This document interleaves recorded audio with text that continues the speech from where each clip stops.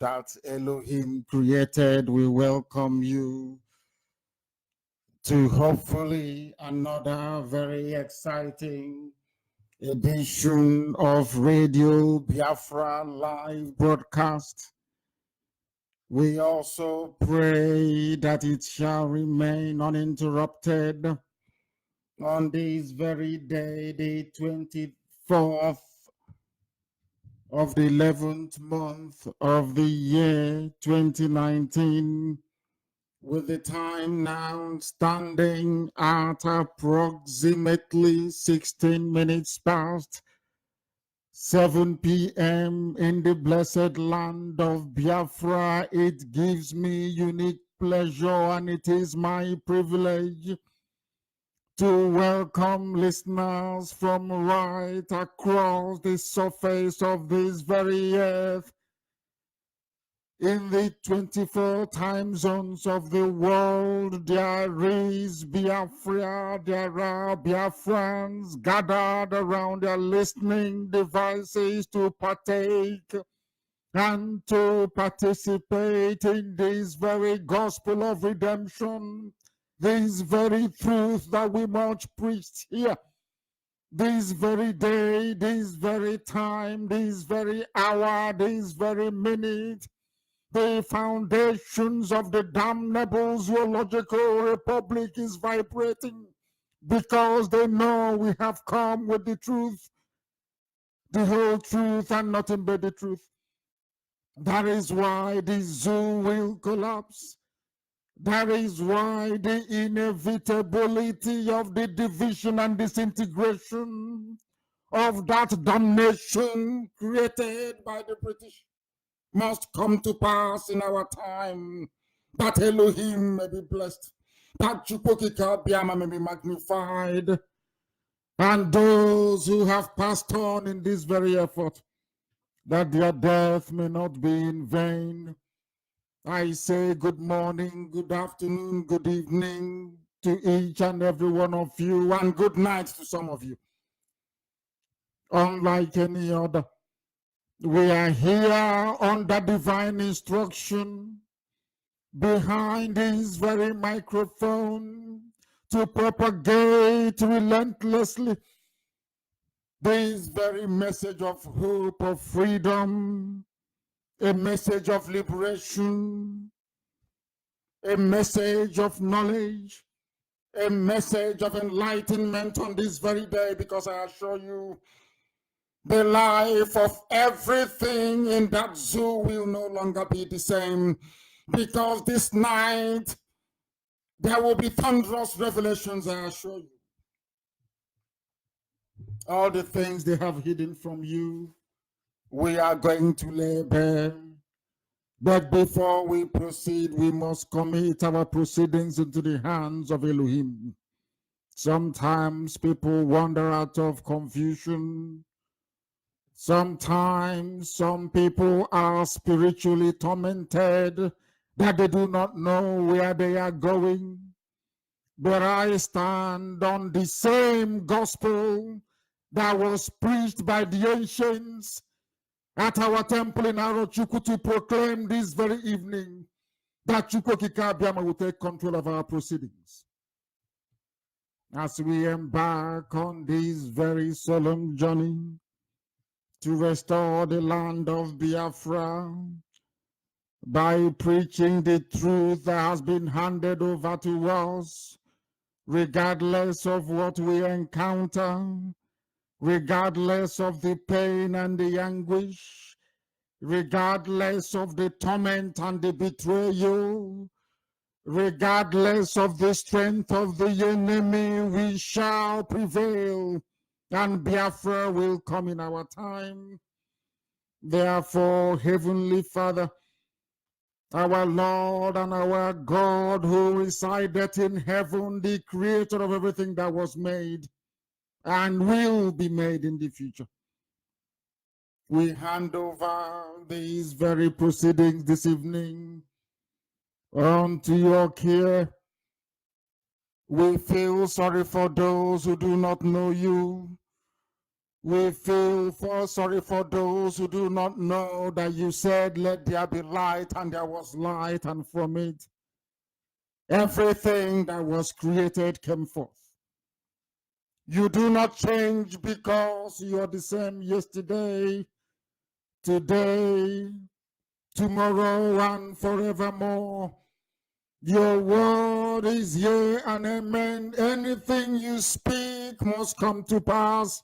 You have decreed that Biafra will come in this very generation of IPOB. And we beseech thee this evening, O Heavenly Father, for the sake of all the pain, the anguish, the torment, and the humiliation, the blood that have been spilled on this very journey.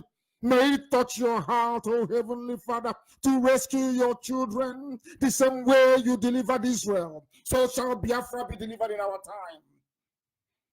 Because you made a promise to your children, and you said, I will scatter you, and when the time is right, I will gather you once again. The manifestation of that very prophecy, we live with it every blessed day of our lives. With the state of Israel, and Biafra will come as you promised us. Because your Lord and your God of all creation, we ask you to continue to guide and sustain this very IPOB, that we may remain resolute, defiant, uncompromising, determined, never to retreat nor surrender until Biafra is restored and beyond, that your kingdom may dwell upon this very earth and in that very corner of Africa, where you decreed long ago that your light will shine, and through Biafra, light will come into Africa. We pray and we ask for the fulfillment of that divine proclamation, that this very IPOB will remain the vehicle through which your proclamations will come to pass in the lives of men.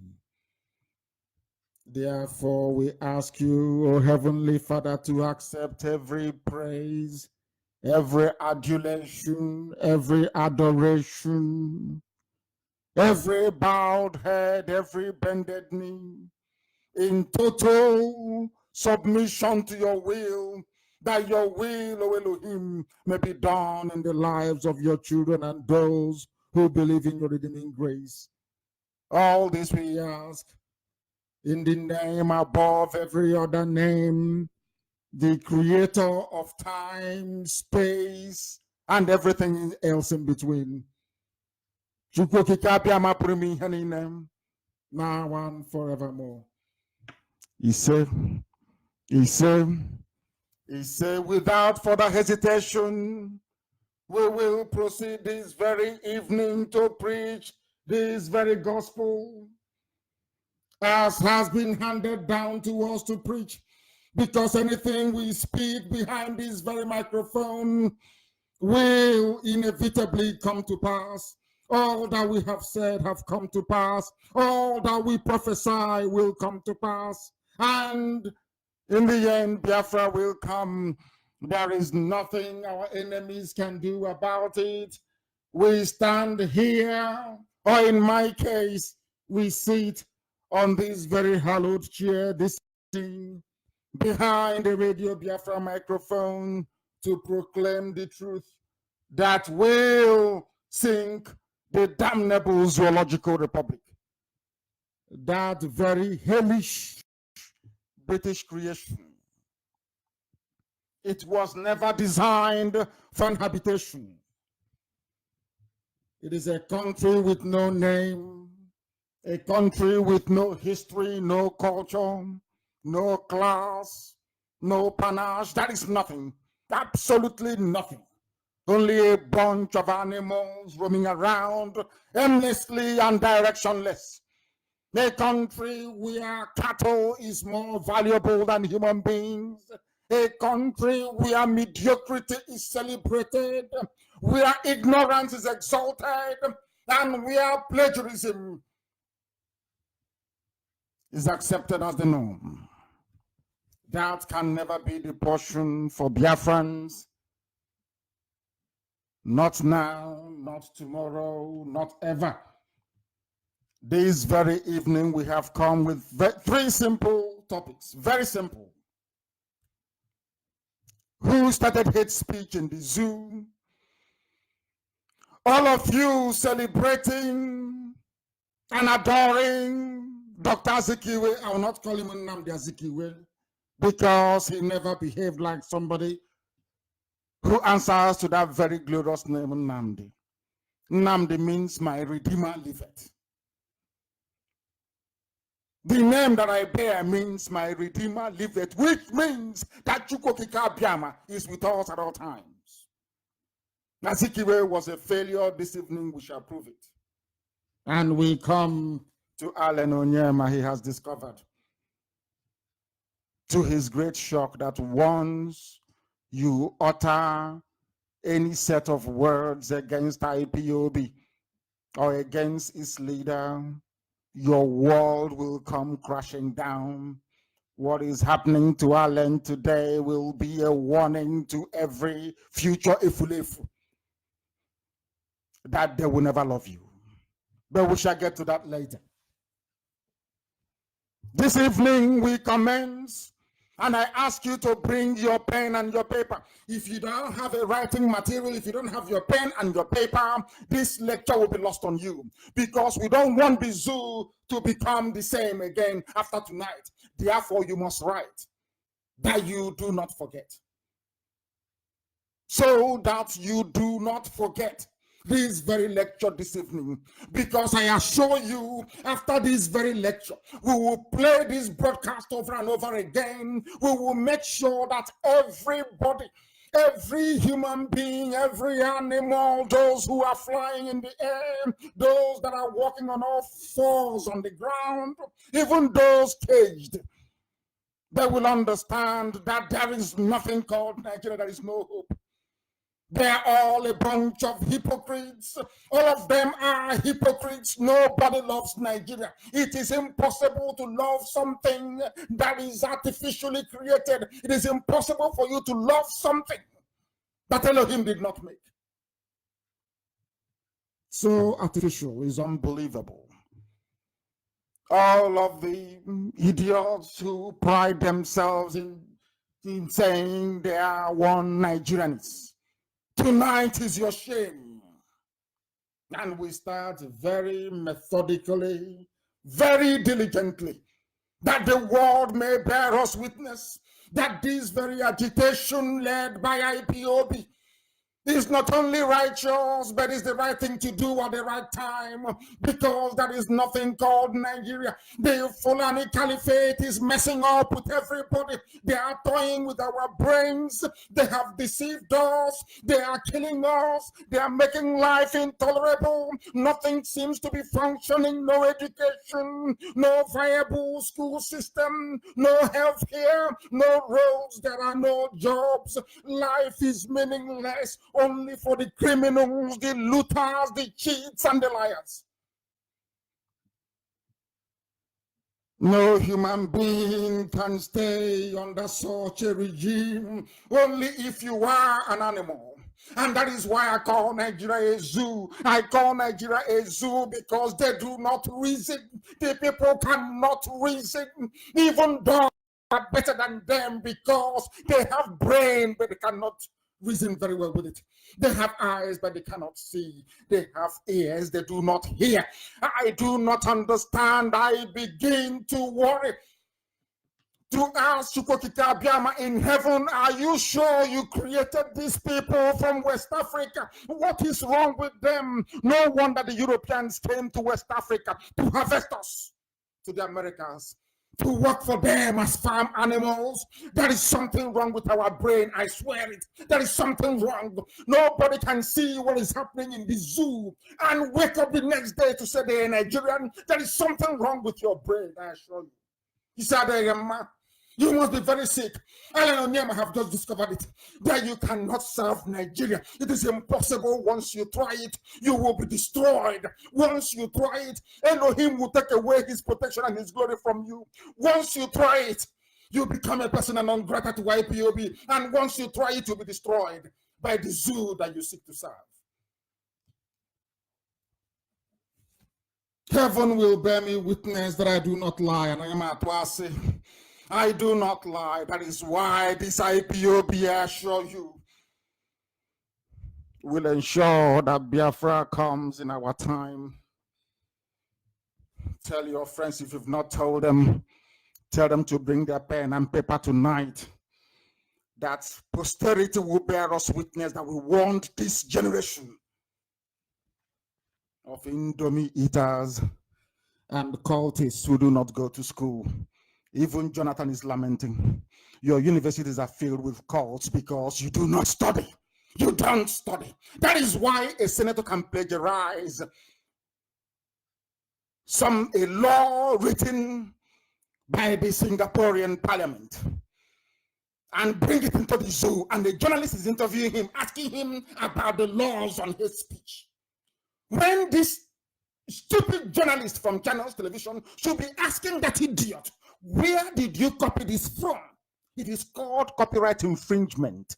It is called plagiarism. If you try it anywhere in this world that is civilized, you go to jail. But only in the zoo, all of you are not ashamed of yourselves. A senator that you claim you voted for went to Singapore, downloaded Singapore laws online, brought to you, to your so-called Senate. They brought it to your Senate. And that is what you're debating. Instead of you to ask the idiot, where did you get this thing from? Was it originally crafted by you? But the zoo is accepting plagiarism. We must proceed this very speedily. Let me say this. Any Igbo man or Biafran, let me just say Biafran. Anytime the Fulanese want to destroy you, they first push you to insult IPOB. Before IPOB, they push you to insult your people. It didn't start with Alan Onyema. Zeke is the beginning of all our mess. And tonight I will try to prove it. With all due respect to our elder and father, Mbazulika Mechi, that worked under Zeke, and they feel like him, I want to prove to him and the rest who are listening this evening that Zeke is an abject failure. Total failure. And the beginning of all our problems. The cult of a Fulefu. All this nonsense residing in Lagos and in Abuja, in Kano and in Kaduna, those idiots, they are responsible for what is happening to us today. And I'm very glad that Alan Onyema have now felt it, to understand that no matter how much, no matter how expensive the gift it is that you give to the child of your mistress or concubine, they will only call you uncle, never father, because you're not. You are not a Nigerian before the Fulani Caliphate. You are just Nyamri and a Biafran agitator. That's who you are. And today they have proven it to you. We'll get to that later. But to try to understand this.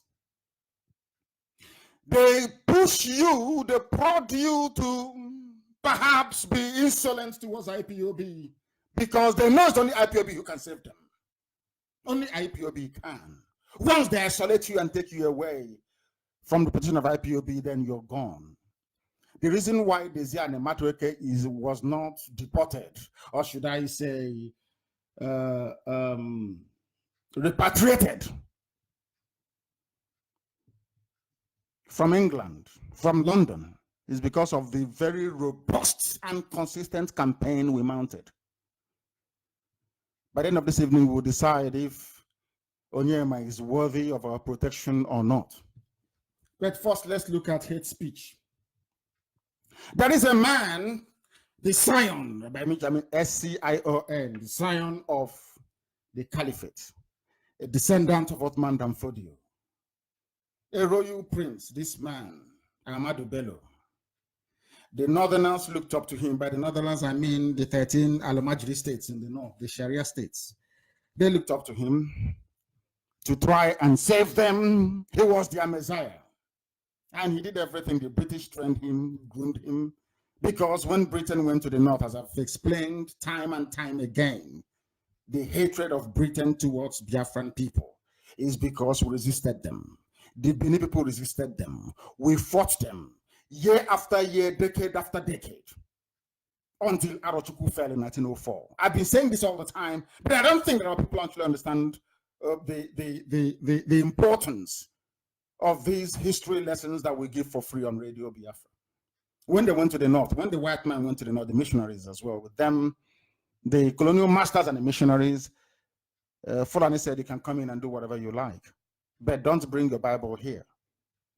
That's what they told them. We don't need your education, we don't need your Bible. The same Boko Haram you have today, it didn't start today. It started from the time before Ahmadu Bello was born. We don't want to go to school. That is Boko Haram. The terrorist group that you have today, that from us, Britain, they will tell you, Britain will tell you this. So it's like, you must get your pen and paper, please. It's very, very important. This man, Ahmadu Bello, he's a Fulani Caliphate lord. They were based in Sokoto. Sokoto was called Gobert. Sokoto is a Hausa territory. Understand this? This is something that Nigerians do not understand. They do not know this. They don't know the way the mind of the Caliphate works. They came into Gobert. You know how they managed to take over Sokoto? The same way they took Ilorin, but we'll get to Ilorin later. You know how they took Sokoto from the Hausa people?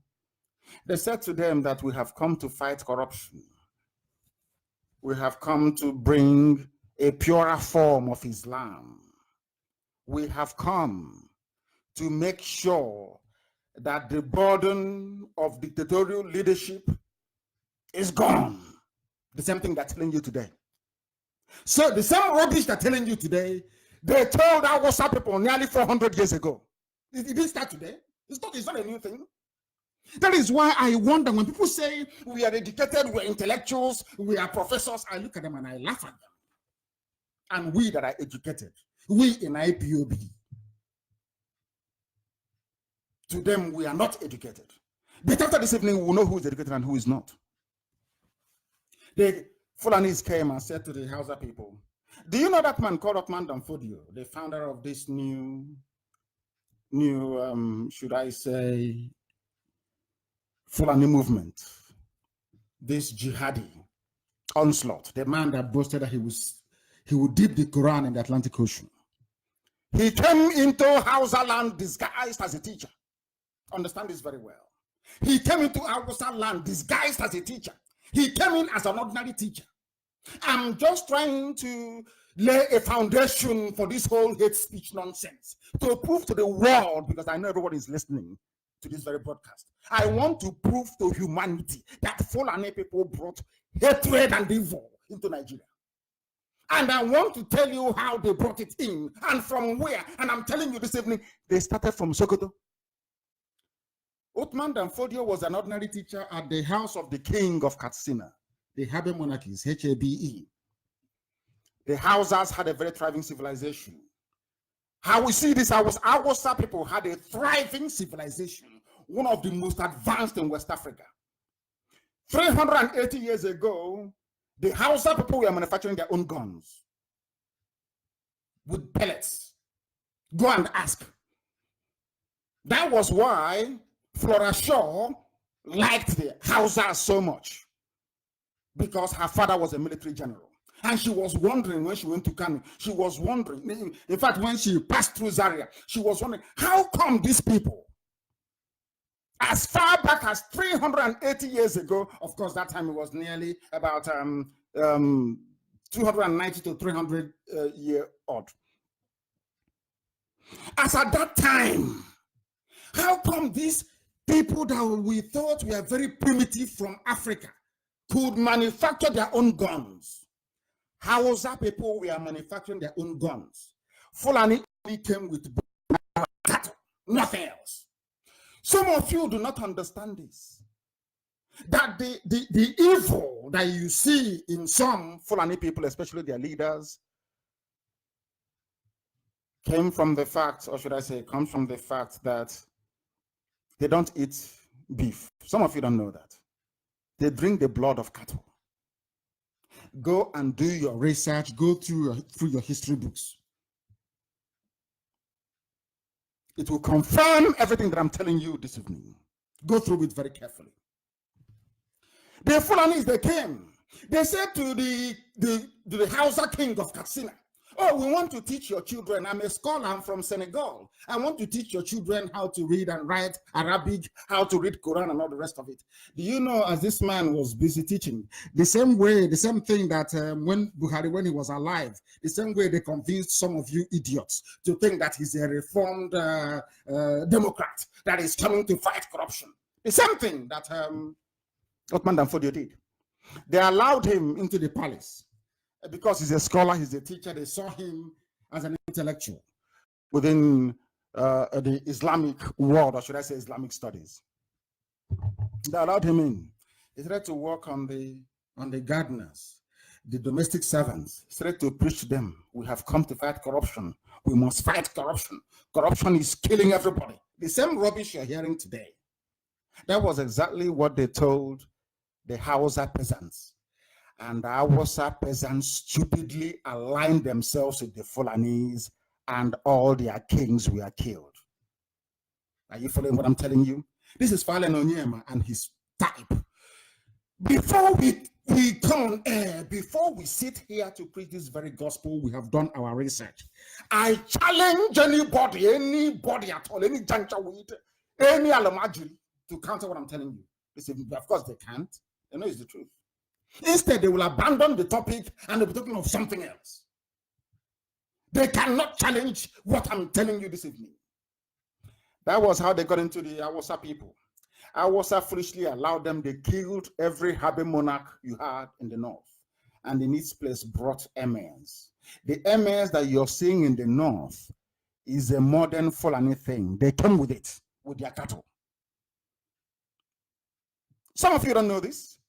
There were no emirs in the north before, none whatsoever.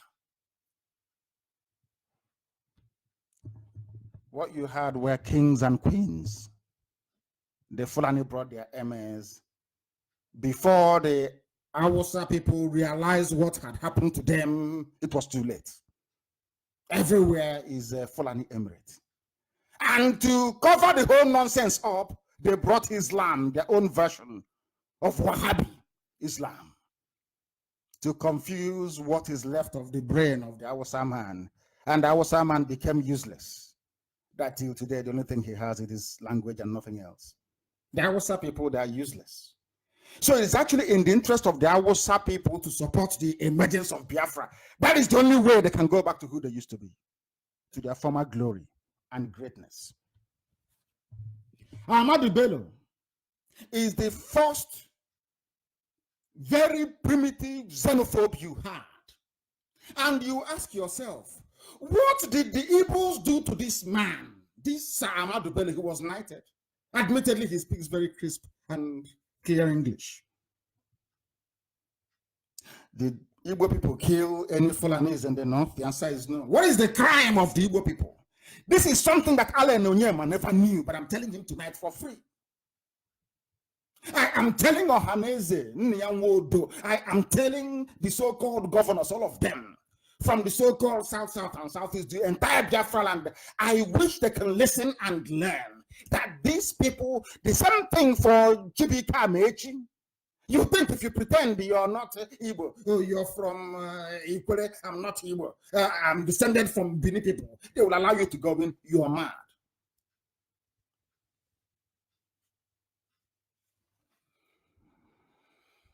You are insane. Ahmadu Bello, listen very carefully. Today they are bringing hate speech bill into the zoo. I want to prove that it's the same people introducing hate speech bill. They are the hate speech makers. They brought hate into Nigerian politics. They brought hatred into. Let me say this thing to people because I read today Junaid Muhammad, as usual, that glorified Alamajri. He was on from both sides of the mouth. That the Igbos, with them in power, there will be no Nigeria. They killed the leaders of other people. There is an impression I wish to correct this evening for the whole world to hear. The reason why Nzoku killed Ahmadu Bello was because of this speech. And the speech that Ahmadu Bello also gave in 1959 when he came to Sandhurst. Some of you know Sandhurst, where they train their soldiers. Nzoku was there. And so, a few other people. Some of you don't know history because you don't read, you don't study, you don't learn. All you do is you gossip, you get your 2 gigabytes of data, you go online, looking for Babcock sex video, looking for Big Brother. That's all you do. And you say, okay, can I raise the volume up? Talking absolute rubbish. Your mates are all over the world, protesting and learning, studying and trying to grasp how a functioning modern society should run. But you're a lazy youth in the zoo. What do you know? Listen very carefully to this. It was, you see the same Fulani people telling you about hate speech. It's not good. Hate speech is bad. They are the ones that brought hate speech. You see the same Fulani telling you, we are fighting corruption. Onyema is corrupt. This person, they are the granddaddy of corruption. Go and check them everywhere. The only thing they know how to do very well is to protect their collective interest. They know how to protect one another. And that is the only thing working in the favor of Onyema this evening a bit. Because we need to protect our own. You remember Ibrahim Lamode of EFCC, how much he stole? We are going to remind FBI, since the Department of Justice, let me not go to that. Let me finish first. Ahmadu Bello was the first hate speech maker in the zoo, number 1. These are the people that hate everybody who is not like them. And Britain created what I would call an experiment in the zoo. Nigeria was not meant to be. Britain knows this. During the time of independence, they asked Zeke and said to him, have you seen what happened in India? You now have Pakistan, which is predominantly Muslim, India, which is predominantly Hindu, and you have Bangladesh as well. Do you want to divide? Zeke said no. He had this very distorted view of what Pan-Africanism is all about. But I will educate Zeke posthumously about Pan-Africanism because I'm a Pan-Africanist myself. I believe that Africa should be one. But the problem is, how do you get there? That is the problem. And that is where Africa is failing. We shall deal with that on a later date. Fulani, we are the first to utilize hate speech in order to dominate the political space. They want to stifle debate. They don't want you to criticize them. When they bring cattle to your village and slaughter your mothers and rape your daughters, they want you to keep quiet. Because anything you say is hate speech. I hope you understand it. That is why they bring, but some of you are so daft you don't understand. Some of the idiots that work for Channels TV, I don't know where they brought those idiots from. They can see what is happening. Maybe some of them are Yoruba Muslim. Who knows? You know, conquered from, you know, that Stockholm syndrome. Once you're conquered, you copy everything from the conqueror. You become very subservient and very loyal. That's what happened to Yoruba Muslims. And it's very sad. Very, very sad. I want us to please listen. It's on my wall, of course. But some of you, I can't understand for the life of me why people don't want to delve into what Ahmadu Bello said. This is the man they call the founding father, one of the 3 founding fathers of Nigeria. When you hear the Alamajri from the north say, oh, this is our founding father, they are talking about this man. Some of you claim you love Nigeria. Let's make Nigeria great, green, white, green. Now, let us go and see and play it for the whole world to hear what this man actually said right from the beginning, who he is and what he's all about. Let us, I want the whole, because sometimes our people, maybe it's due to lack of, there's no electricity to charge your mobile devices or whatever you use to browse online. But this is, I'm going to play it for the whole world to hear. The children of this man are today lecturing us about what constitutes hate speech. I want to ask Alamajiri in the North, please, to tell me what this is all about.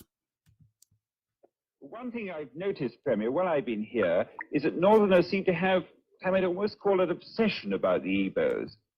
This is the BBC. What you're hearing here is a BBC reporter talking to Ahmadu Bello. Listen carefully. This was before independence. Or should I say shortly afterwards? The British government, they knew that the Fulani people are obsessed. You know what happens when you have obsession? When you want something and you obsess it, it leads to mental, it leads to insanity. This BBC reporter is now asking, why is it that the Fulanis are obsessed with the Igbo people? So the hatred did not start today. I hope Alan Onyema is listening. I hope Nyangodo is listening. I hope the useless governors are listening. I hope the idiot with the 2x2 hotel in Jalingo is listening. The hatred they have for you did not start today. A white man is now asking Ahmadu Bello, why do you hate the Igbo so much? What did they do to you? Let us hear what the man has to say. Because some of you don't know history. We try as much as possible to educate some of you, but it goes in through one ear and pops out through the other ear. You don't pay any attention. You don't retain any information. But this evening, by the grace of Elohim, you retain something tonight. I want to prove to you that the basis of your so-called one Nigerianism is flawed. I want to prove to you that you people are the miscreants. I want to prove to you that you people are the touts. I want to prove to you that you people are the illiterates. I want to prove to an average Nigerian tonight that all their education is useless and hopeless. You cannot love a country created by somebody like this. Let us hear what the man has to say. Could you perhaps explain that to me? Well, the Igbos are more or less the type of people whose desire is mainly to dominate everybody. If they go to a village, to a town, they want to monopolize everything in that area.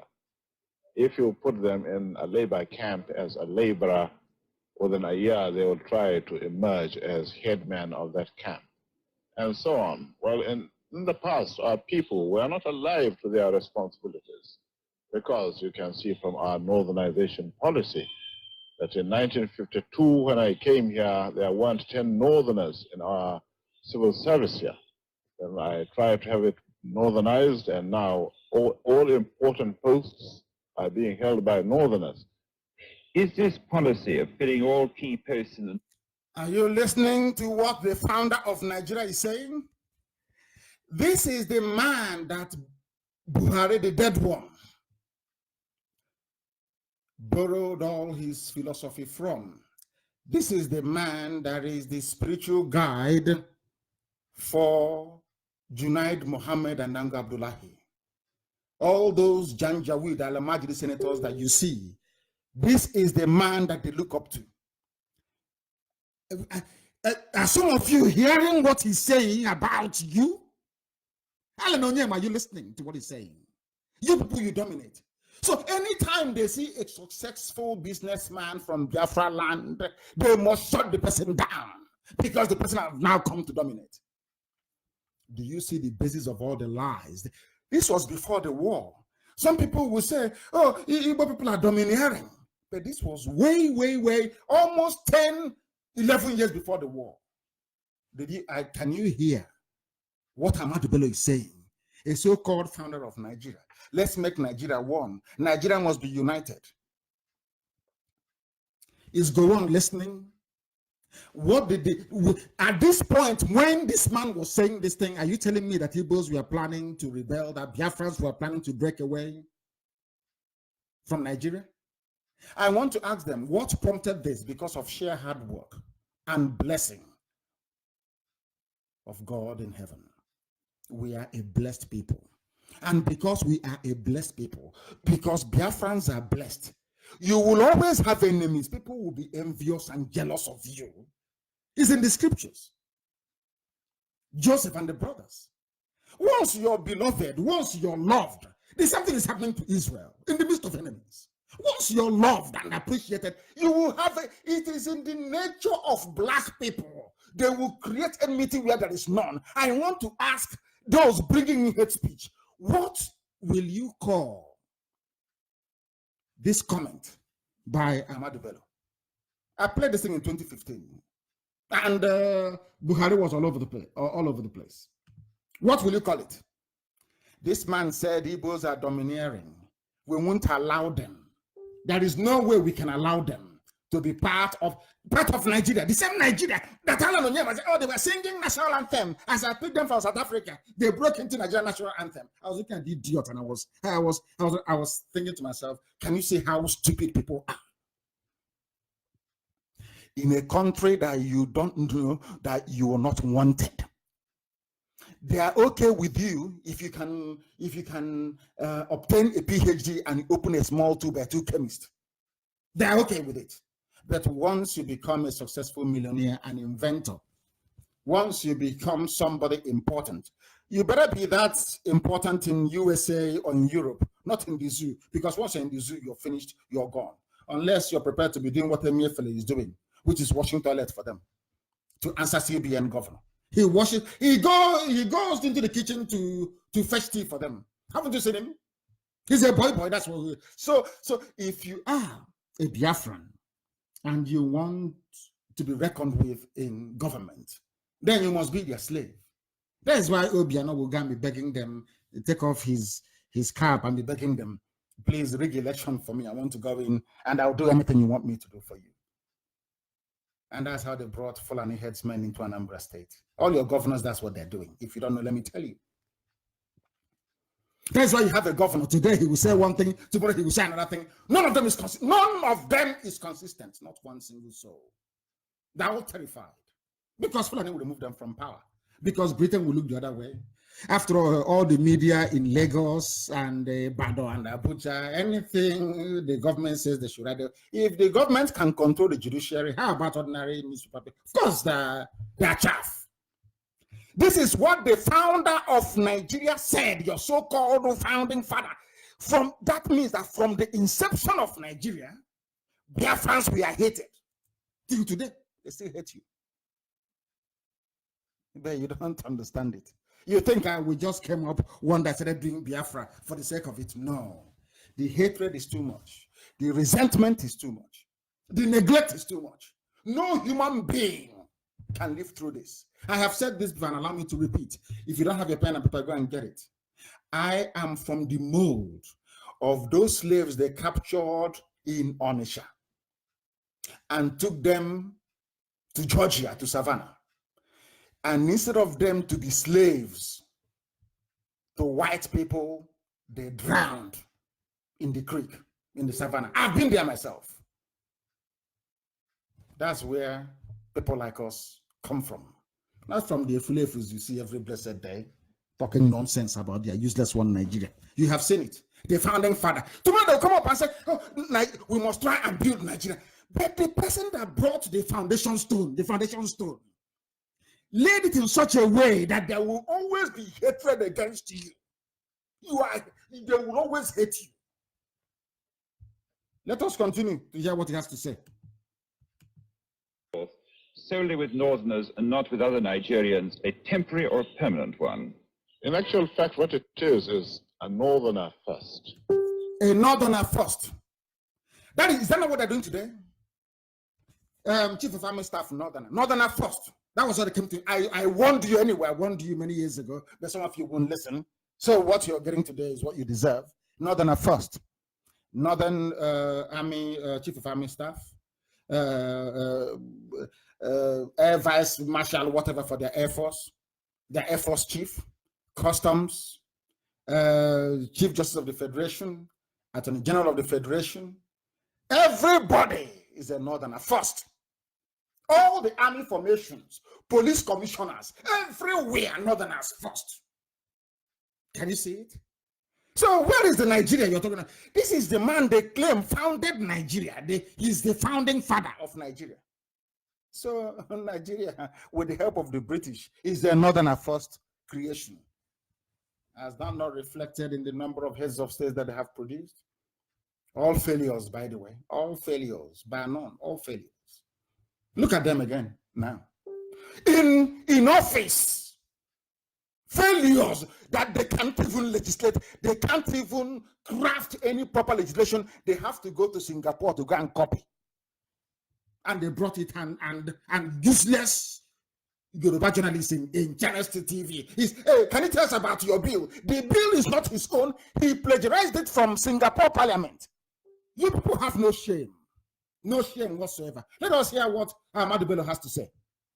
If you can't get a Northerner, then we take an expatriate like yourself on contract. Do you know what they're saying? This is what Al-Majri is saying to you.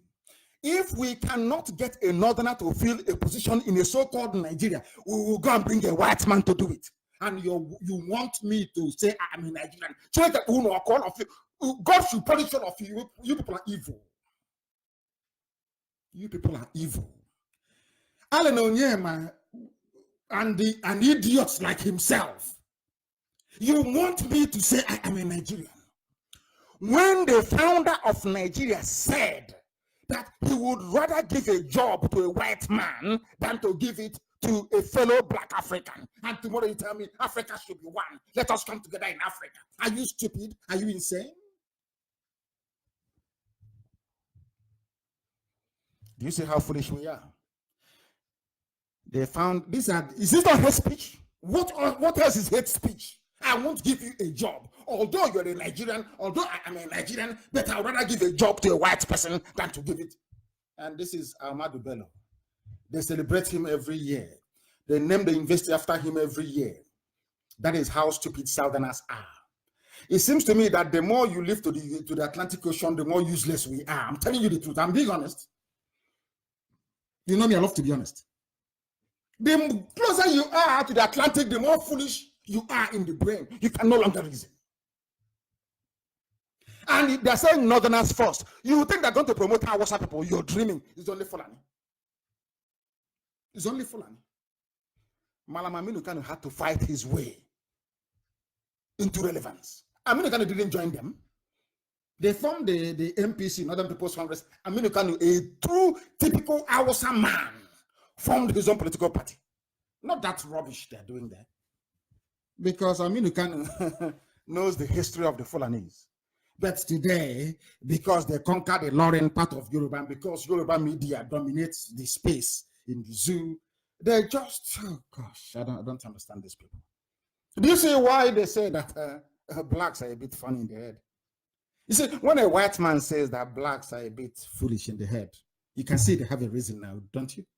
Can you see that they're justified in what they are saying? It's not that they're racist. Of course they're not. They're just telling you reality. Have you seen or heard a white man insulting the Japanese? Of course not, because Japan is advanced. This is the founding father of Nigeria. That some of you are carrying green, white, green. I'm a Nigerian. We believe in Nigeria. These are the idiots that laid the foundation of hatred. The foundation of hatred that is eating us up. That very foundation led to the pogrom of 1966. That foundation led to the death of nearly 2 million children, 67 to 70. That foundation is why Asoloka, or should I say, was why Akaloka was killed, beheaded, Gideon. That is why that same foundation, why Arewa Al-Majri, those ones doing Babiala on the streets, can get together in Abuja. I don't know who wrote the speech for them, saying that all Igbos are now expelled from the north. It's not hate speech.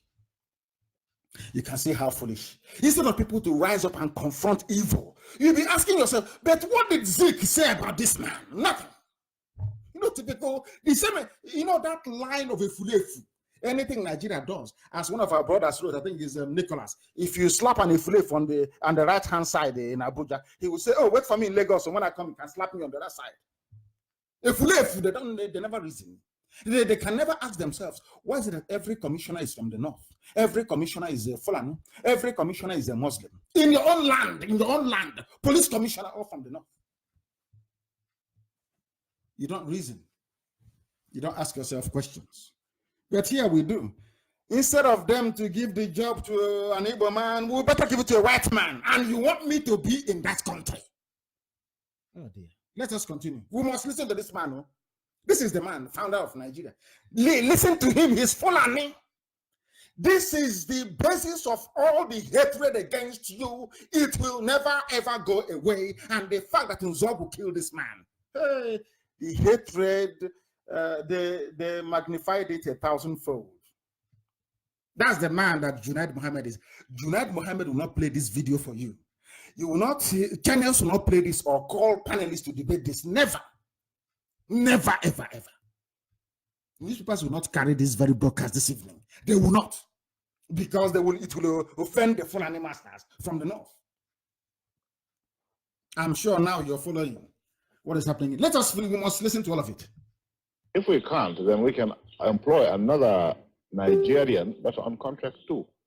This is going to be permanent, I should say, as far as I can foresee, because it will be rather dangerous to see the number of boys who are now turning from all our learning institutions, coming out with having no work to do. I'm sure whichever government of the day might be, it will feel rather embarrassed, and it might even lead to bloodshed. Doesn't this damage the idea? Did you hear it? Awusa people, Awusa Fulani coming out of schools without job might lead to bloodshed. From the beginning, bloodshed. Bloodshed. These people are unrepentant killers. They love shedding blood. There is no war going on. But Ahmadu Bello is telling you that there will be bloodshed. If they don't have jobs, there will be bloodshed. That's why Jonathan went and they stoned him. Nothing happened. If you try that in the South, every Yoruba, every newspaper, hey, they stone the president. They want war. They stone the president. It is in the same Nigeria that referendum, ordinary referendum, that people can check up the meaning in a dictionary. Where the Adamawa today, Ambazonia, had referendum in 1961. But to an average Nigerian journalist and commentator, if you say referendum, you say it's war. You want to bring war. You're saying, but I'm talking about referendum to ask people to, no, it's war. You want to fight a war. You said to them, no, sir, it is not, it's referendum. Can I please refer you to the nearest dictionary? No, it's war. Channels will pick it up, it is war. They want to cause war. I said, no, I am asking for a referendum.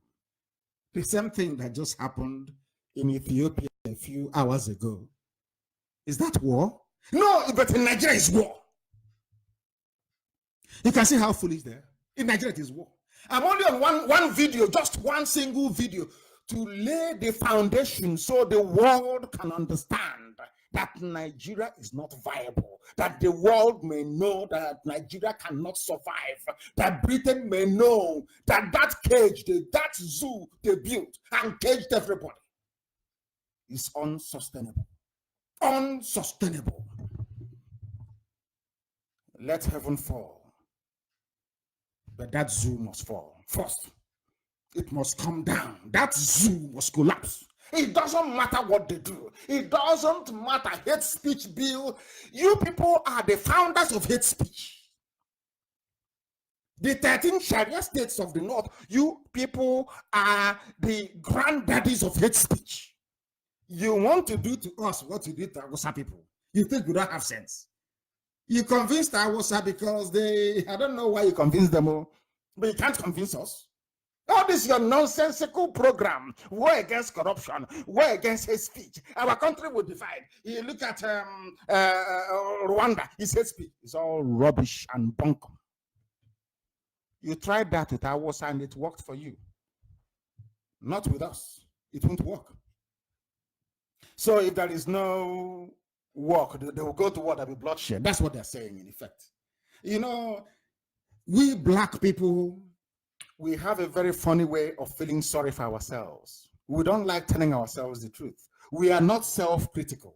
We don't appraise ourselves. We don't sit down and say that what we are doing is wrong.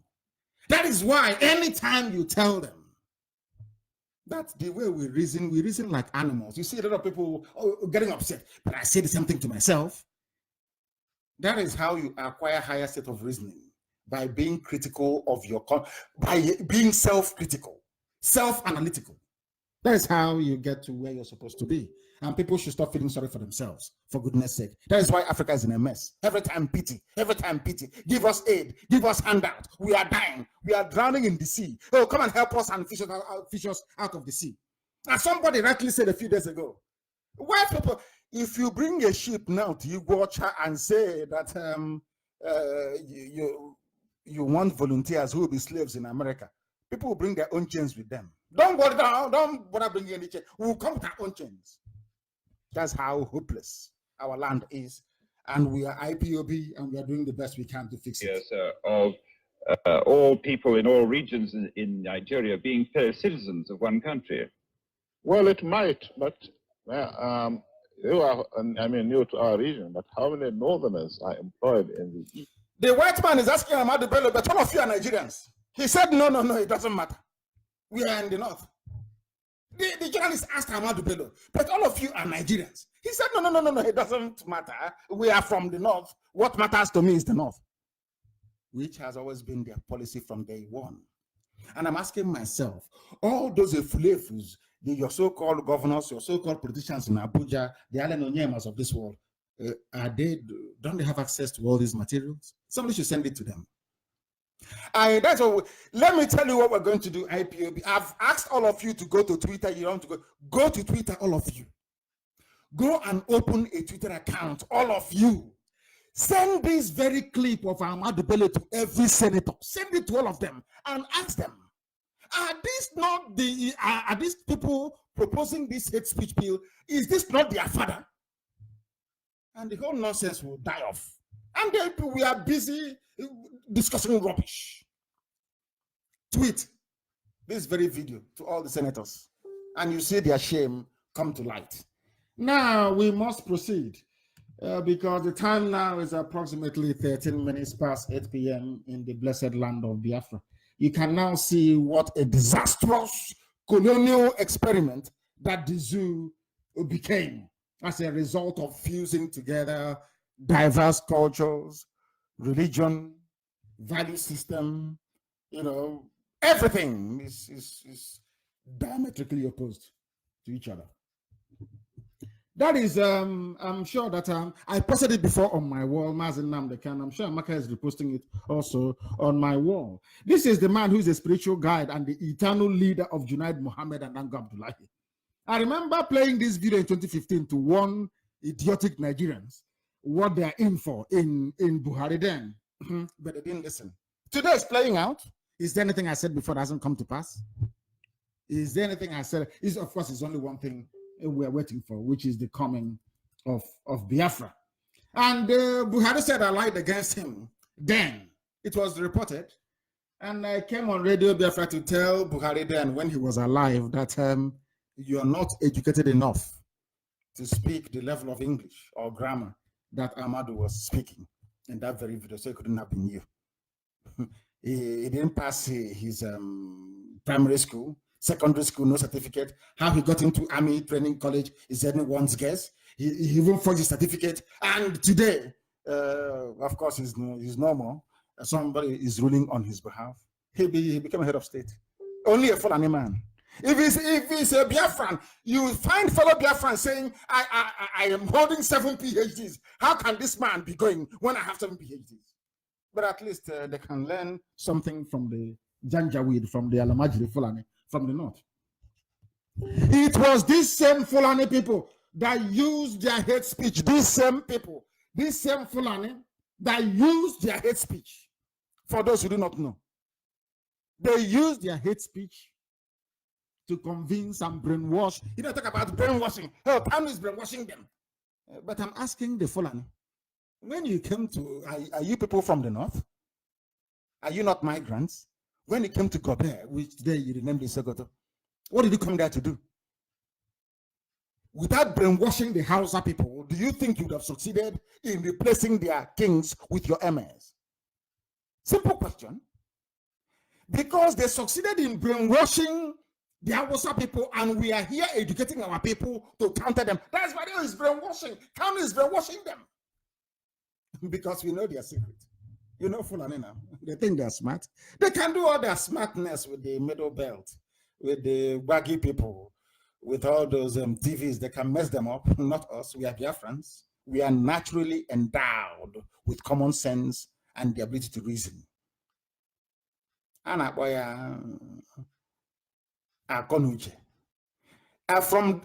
a very early age in the village, we begin to tell you stories about the tortoise and all the rest of it. It's to train you to learn how to reason properly.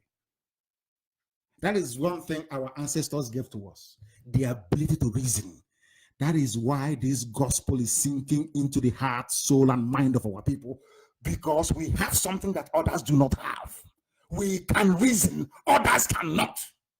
That is why they hate us. They say, you brainwashed Hausa people, isn't it? What is Hausa today? I'm asking even Hausa people, where are you people today? Are you not gone, almost extinct? Except for your language? Isn't it ironic that it's Biafra that will save Hausa people? Isn't it very funny? It's a very strange thing, isn't it? All those minorities in the north that they have smothered to extinction, only Biafra can save you. I'm appealing to those of them in the north. It's only Biafra that can actually save you. Because we want everybody to be free. From the zoo, from that British-built zoo. It was the Fulani that brought in hate speech, nobody else. Look at Hausa peasants today. Are they any better off after betraying their leaders? I'm asking Onyema and all those people that talk nonsense against IPOB and its leadership. I want to tell them something. After even Afonja that betrayed his own people, the Yoruba man, the Yoruba king in Ilorin that betrayed his people. After betraying your people to the Fulanese, what becomes of you after that? I just want to know. What becomes of your life after the betrayal? Look at, even you see an Hausa man today, some of them may claim they are Fulani, but actually Hausa. When you see an Hausa man today, ask him, what is the benefit, or what have you benefited from betraying your kings to these vandals from heaven, from Senegal? What have you achieved? What they achieved is that Gobe was renamed Sokoto, and all their kings were killed or sacked and replaced by Fulani emirs. All their governors, Fulani people, till this evening. That is the price of betrayal. For Hausa people betrayed their kings, and today they're suffering it. Nobody knows who they are, apart from their language. BBC Hausa service, and they're jumping over. After, are you going to eat BBC Hausa service? What is your status in life? All those things that Malam Aminu Kanu fought for. Where are they today? Because you betrayed your forefathers, betrayed your leaders, betrayed your kings. The same way some Fulefus are busy today running around trying to betray IPOB. Of course, we know them, they can't succeed. Because we came with education and enlightenment, very critical in the life of an average Biafran. That is the only thing we have. Once you speak sense or reason into a Biafran, they will accept it. They don't need to go to school. It's just they just do 1 + 1 = 2, and that's it. That is why we are formidable. We're in the hearts and minds of our people. We are in their soul. Everywhere is IPOB. I said everywhere is IPOB on the ground.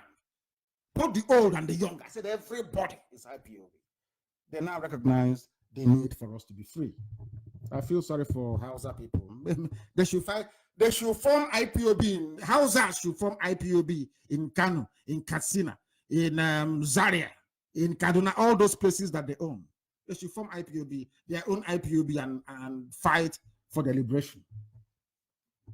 Hausa peasants are everywhere today doing Babiala because they betrayed their leaders. The same thing became of us immediately after the war. All the betrayers, the Ifaginas of this world, the Wodos of this world, all the families that betrayed us, what are they today? They're the ones kneeling down and begging for governorship, kneeling down and begging for presidency. Are they the ones begging? Are we begging? The answer is no. I keep saying it, that the same trick the Fulanese used on poor, unlettered Hausa peasants of 17th century is what they are using on the South today. My friend writes about this a lot, and I love reading what he writes. Fani Kayode. He writes about it. The South is so useless. We want to repeat the mistakes that the Hausas made. We must not forget, look at how they operate. We must not forget that the brainwashed Hausa people helped the Fulanis that conquered them to conquer the Wagi people and all the so-called minorities of the Middle Belt. You know that Babangida, you know the former head of the Babangida, his father is Yoruba, but his mom is from Bagi, is Bagi woman. You know that? In case you don't know, I'm just letting you know. He's Yoruba, but his mom is Bagi. He is a very clever man. So he ran to his mother's people very, very early. That's why he got away with all the things that he got away with. They're not probing him, but they're probing on him. We'll get to that later. We'll get to that later. We must not forget that Hausa people helped Fulani conquer the Hausa. Hausa helped Fulani to conquer the Bagi people. And the rest of the Middle Belt, the TVs, all of them. If they conquer you, help them to conquer other people. That is what they're doing. But some of you are too blind to see. You cannot see it. Ask yourself, how did Islam spread to Kogi State? Have you asked yourself that question before? Are they people of Kogi? Are they Igala people? Are they Fulani or Hausa? How come there is Islam there? Oh, so you think Quran fell from heaven and landed in somewhere in Igala land? No, of course not. It's through conquest. The Fulani people are very clever. I must give them, to be honest with you, they are clever in a way. They are very clever. Once they conquer you, they brainwash you and tell you the other person is evil. You go and help them to conquer them. That's what they do. But in Biafra, they have failed. They have met IPOB, an immovable rock. Immovable. You cannot move us from where we are. It's impossible. You cannot. Not today. Never, ever. They know you can. Can you bribe me? The answer is no. Can you buy over my conscience? The answer is no. So there is no alternative than Biafra. We are unbuyable, unbribable. Not in this world, not in the next one. We remain determined to get our Biafra. Do you know that they conquered the TVs, the Domas, the Gala, and the rest? And you know what they did during 1967? This is how clever they are. And I now believe with the help of the British. You know what they did? You are not, God. The TV people did not get angry with the Fulanis that conquered them. You know what they did? They now said to the TV people, the real enemies are the Igbos. Oh, you come and conquered me. I thought you would have been my enemy. Somebody invaded your land, took over everything that you had previously, raped your women, trashed your land, and you're saying you're not the enemy, that the enemy is those people over there that never did anything to me. That's what, but somehow they succeeded. They succeeded in convincing, oh God, Zoo, Nigeria is very strange, honestly. They succeeded in convincing the TV people and the rest to go and fight the Biafrans, to go and kill Igbo people as much as they can. I use the word Igbo because that's what they use when they want to foment hatred. They use the word Igbo. You know why they use the word Igbo? So they can draw on the sentiment and sympathy of our cousins, the from Akwa Ibom, from Cross River. That's what they do. Very clever. Divide and rule. Very clever people. Just when you see somebody from Akwa Ibom, they say, I'm a minority. I'm from Akwa Ibom. I'm a minority in Akwa Ibom. In Anapakuku. People are so daft. How can you be a minority in your father's compound? How many are there in Luxembourg? How many are there in Wales? And they said, oh, English has to be your lingua franca. Do you actually know that the island, the mainland of Britain, everybody speaks a different language? Do you know that they have something called the Welsh language? That is what they speak, not English, but they are British. They live side by side with the English. Do you know that the Scottish people, they speak a form of Gaelic? I think is Gaelic language they speak. Are you aware of that? But they will come to Africa, they will band all of us together. They say, your language is now English. Some idiot will tell you, oh, there is strength in numbers. I don't know where they got that rubbish from. How big is Luxembourg? Oh, yeah. Black, black people. I wonder for you people. I'm telling you, sometimes I ask Elohim, I ask Chukwukika, but how did you, is it the same brain that you gave other people that you gave us in Africa? Or is our brain different? Well, how come we cannot reason properly? What is wrong with us? What is wrong with us? The entire infantry of the Nigerian army, we are made up of middle belt people. Their hatred is Igbo people. Why do you hate them? You say you want one Nigeria. You heard somebody hate speech from Sadwana. There was corruption rife everywhere. Zogu carried out a coup. And some of them are saying, oh, Igbo leaders were not killed. But was Michael Okpara corrupt? Was Azikiwe corrupt? But you know, it's in the zoo. It is a quota system. If you kill Awasa people, if you kill Fulani corrupt leaders and hate speech merchants, you must also kill your own people too. That is how daft your average Nigerian is. If you ask the Middle Belt why you're fighting the Igbos, they say the Igbos are domineering. Have they invaded your land before? The answer is no. Did they kill your relatives? The answer is no. So how are they domineering? Oh, they come. And even if they're a slave, they go to a slave camp. After a month or two, they become the foreman because they are blessed. You can't take away the glory of God from them. They are blessed people. That is why we have writers, inventors, designers, everything, intellectuals. Not these days, I mean before. The likes of Professor Ninjoko. I'm talking about men who are well-read and learned, not all this chaff that call themselves professors these days. They know nothing. I'm talking about Professor Dike, that class of pure intellectualism, brain.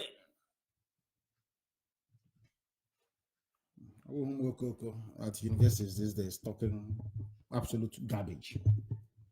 Ask the Middle Belt man. But today, isn't it very strange? The Danjumas of this world that fought and killed Ironsi. He killed Ironsi.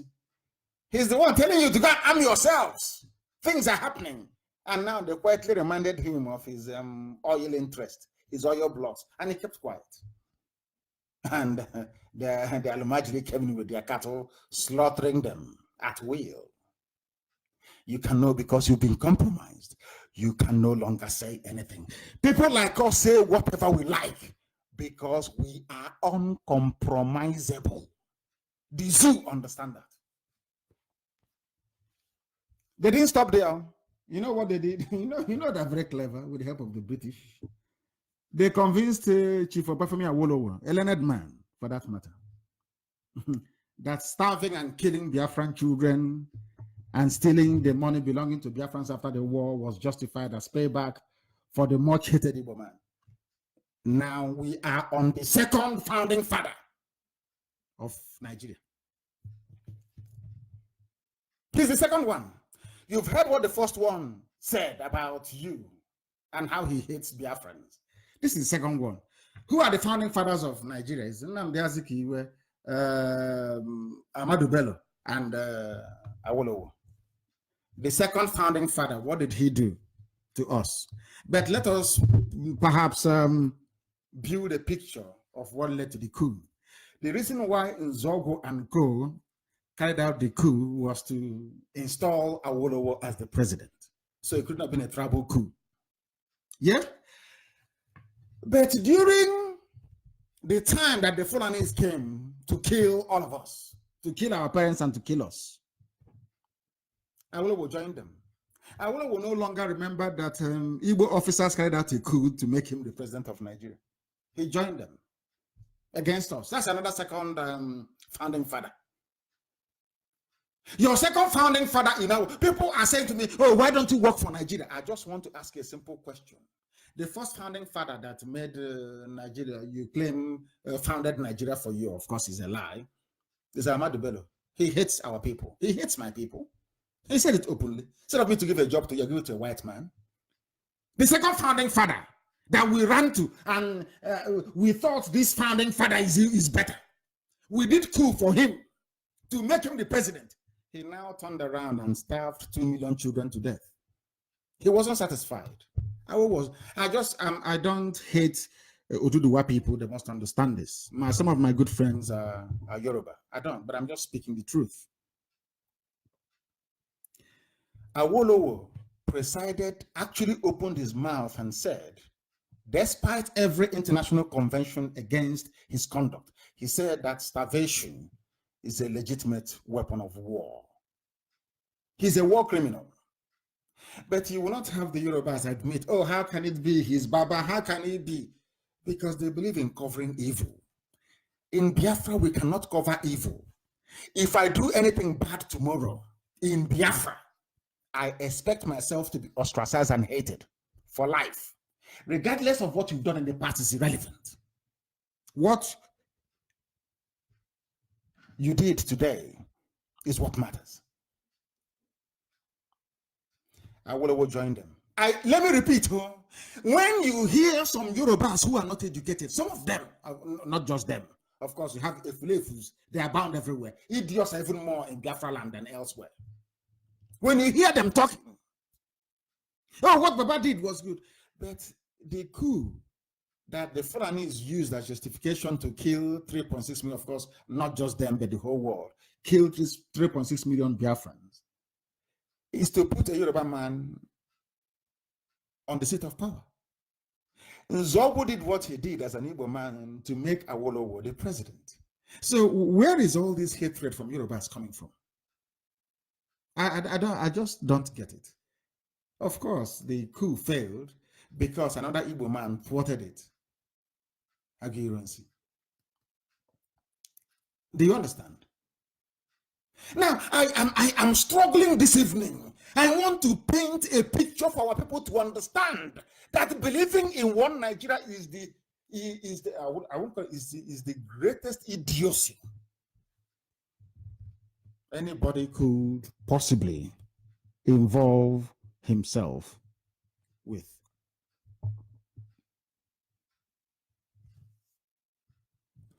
We carried out a coup to install a Yoruba man as the president.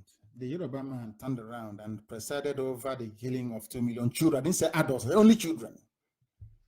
And after the war, Awolowo took all our money from the banks. Nobody complained. The so-called intellectuals you have, that was why I said that it is the Fulanis that formed Ohanese. Ohanese never went to any international criminal court. They never went to the International Criminal Tribunal. They never went anywhere to recover all our money that Awolowo stole. No. Or the killing of our people. No. It's us, IPOB, doing it now.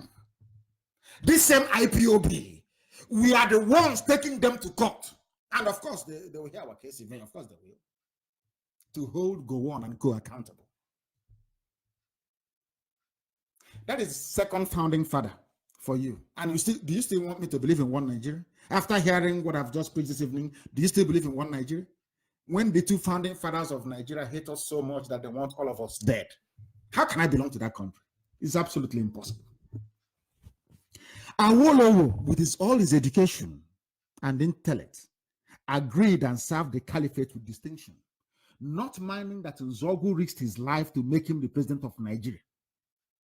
They moved to the coastal regions. You know, they're very clever. This is them moving. It's a pincer movement. Their approach is to destroy Biafra, to emasculate, because they know that for Biafra to exist, you need an Igbo man in it. They know the Igbo, of course. It's the truth. I'm not going to hide the truth. They know you need an Igbo man to make Biafra work. So what they did was a classic pincer movement. They moved around us. hoping to encircle us, deny them access to the sea, make their own brothers to hate them, and then we have them where we want them. How did they manage to do that?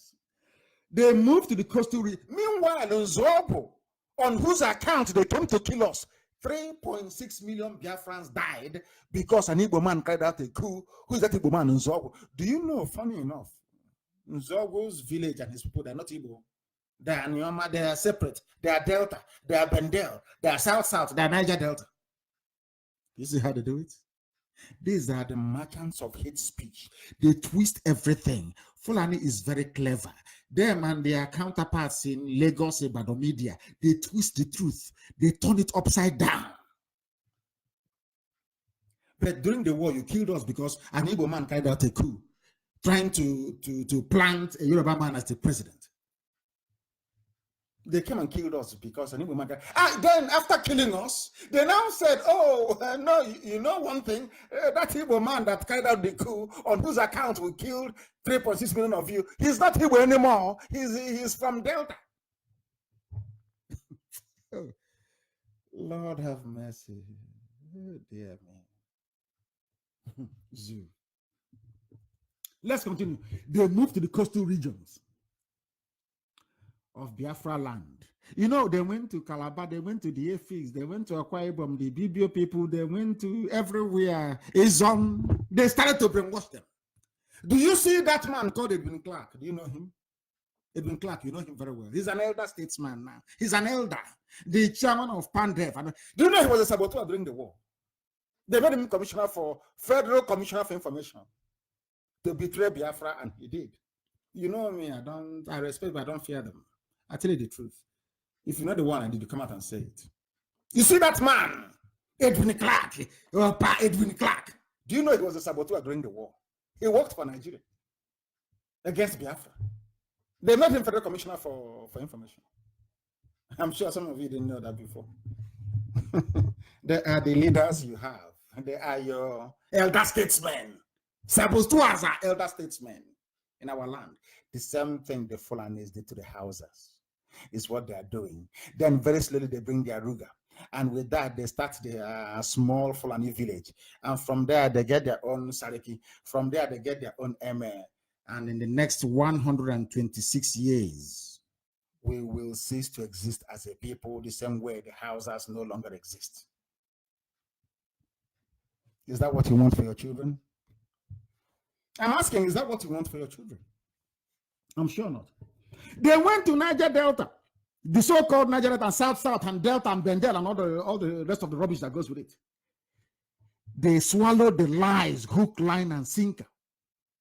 Everyone went to my alma mater, Government College, formerly Fisher High School. And by the way, Chino Achebe was there as well. And so was Cyprian Ekwensi. Is that correct? Yeah, I think so. All the greats and the good, they went to Government College, and I too was there as an Omahian.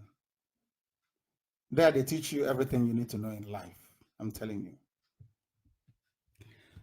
Ken Seruwa went to Government College with the scholarship of the Eastern region. But he left when the war broke out. He joined his good friend Abacha, thinking he can betray his people. Before Abacha killed Ken Seruwa, Abacha said to him, "You think you can betray me the same way you betrayed your people? Ask those who survived that trial, like the likes of Mite. I think one of them is called Mite. I think he's a lawyer. Ask him, he will tell you. He will tell you. Abacha said to Ken Seruwa, you want to betray me as you betrayed your people. Who are his people? Biafrans.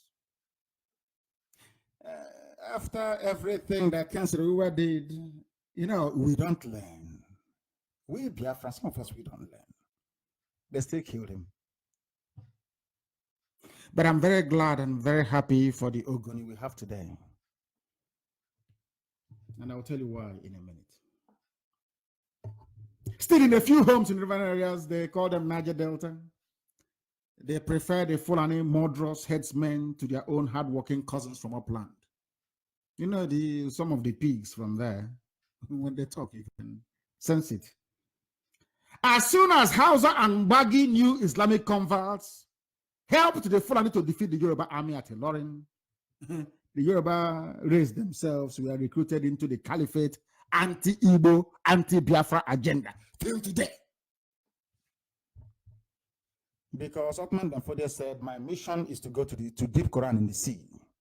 So their approach is very simple. The British told them that the only obstacle you have are the Igbos. So you must devise a means to conquer them.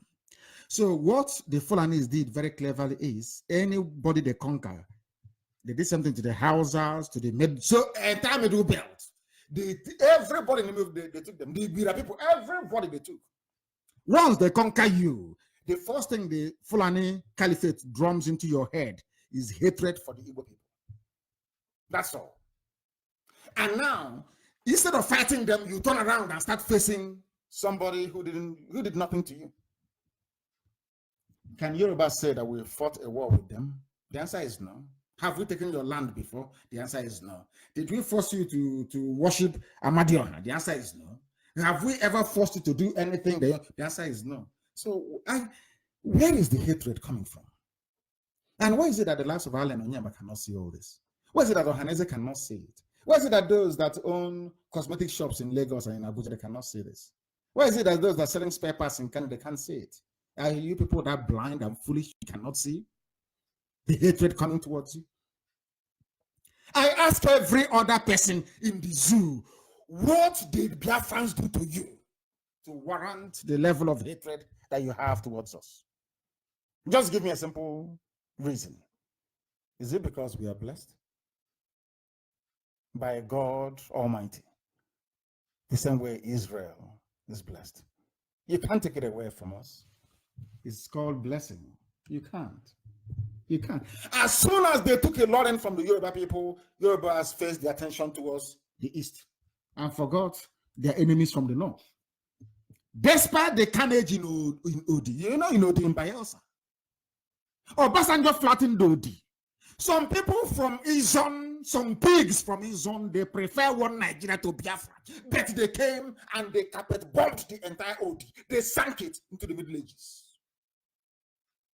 Can you imagine if an Igbo head of state were to order the leveling of Odi by the Air Force, same way Obasanjo did? Do you know what will happen today? But it seems to me in Africa, in West Africa especially, the more you hate us, the more you come against us, the more we love you.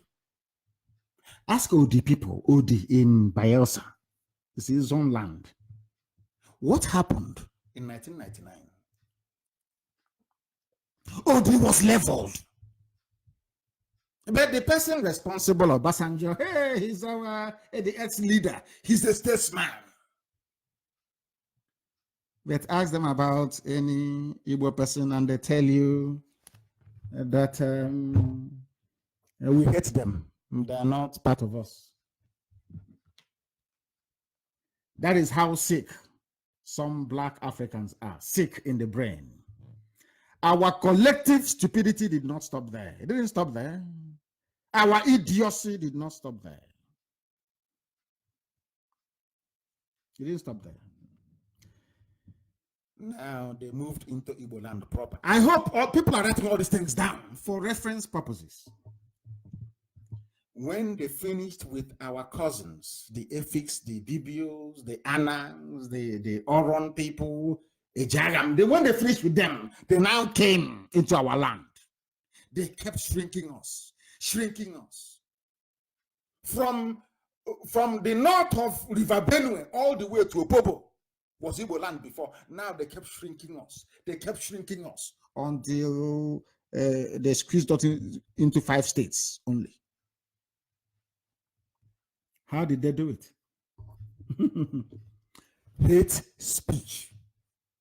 They went into our land to decimate, to gerrymander our boundaries, to divide brother against brother, sister against sister. Take Ebema, for example. Ebema.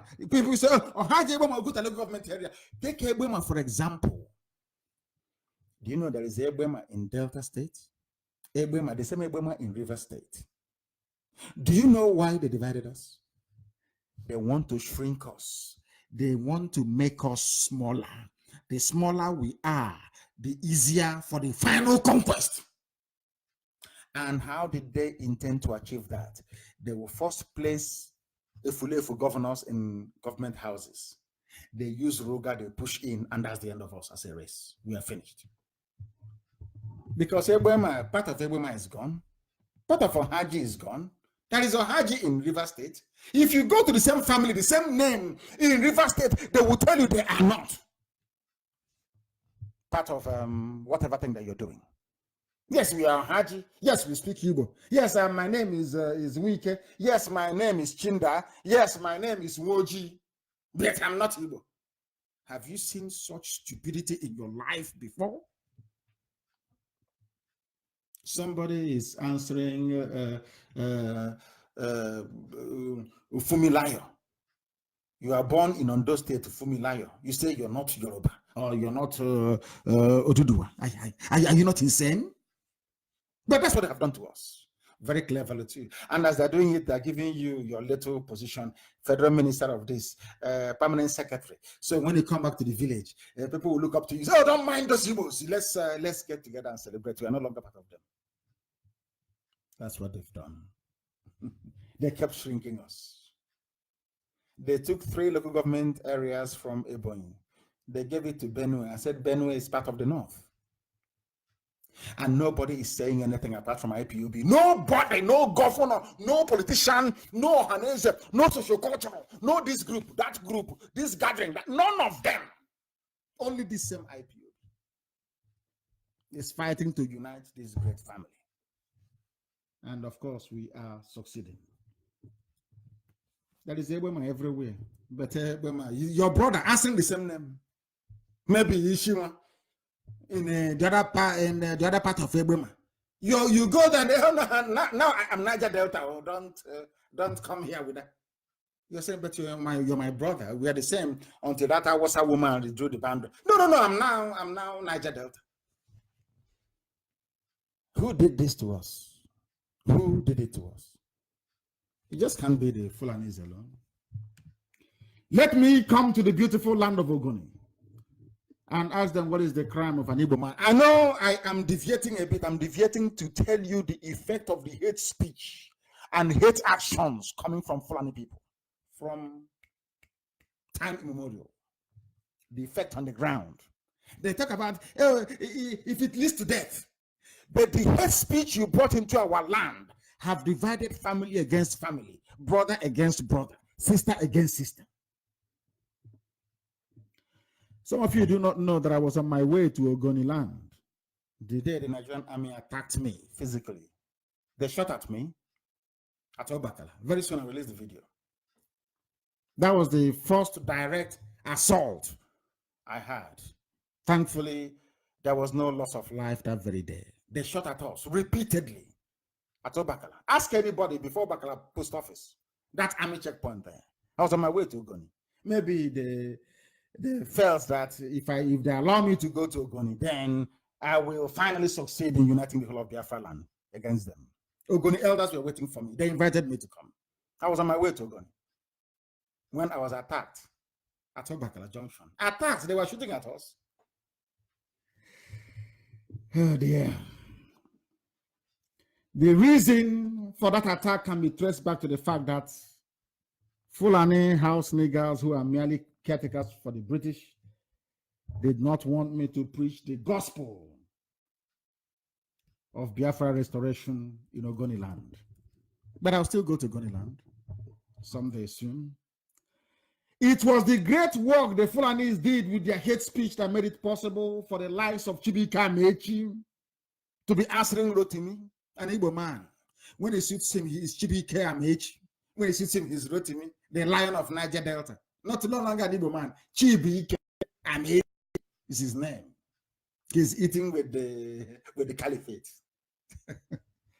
The day they will strike him, the idiots will come here and say, oh, let's try and defend Chibika Mechi.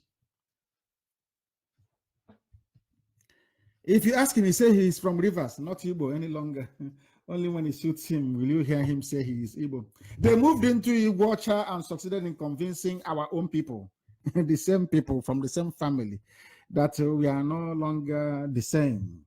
You know, in the same so-called river, so they have people, the children of one lone daughter, not Omoada Fumilayo, Omoadolu. They say they are not Igbo. Oh dear me. But I love Igbo. I love all of them, of course. What they did when I went to Iguacha was exemplary. All of them, everybody. I went to Niger Street. I didn't announce my visit to Iguacha to see our brethren from the Joy Youth Council Elders Forum. I want to address them. In Niger Street, if you know Iguacha very well, Niger Street, at the heart of the town, within 30 minutes, there was everywhere was blocked. People came out to see us. It was marvelous. I love everybody, but you know me, I'm self-critical. So when you hear me say some of these things, it's because I want you to repent and to change, not because I hate you. No, I don't. I say it out of love, compassion, and care. We are one people. But Obibo in Iguacha, Obibo. They are very special to me, very dear to my heart. Because everywhere in Igbo land has dual name. You have Afara in Abagana. Afara is where I come from, in Ibeku.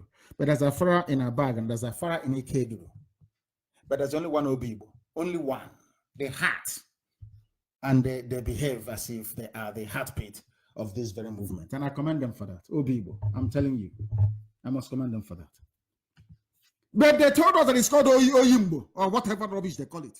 It's like telling me that Kano is no longer an Hausa territory. It's just unbelievable. They would have succeeded if not for the coming of IPOB. Very little they would have succeeded in taking even Obibo. The heart. And once they capture Obibo, we are gone. That is the heart of our land.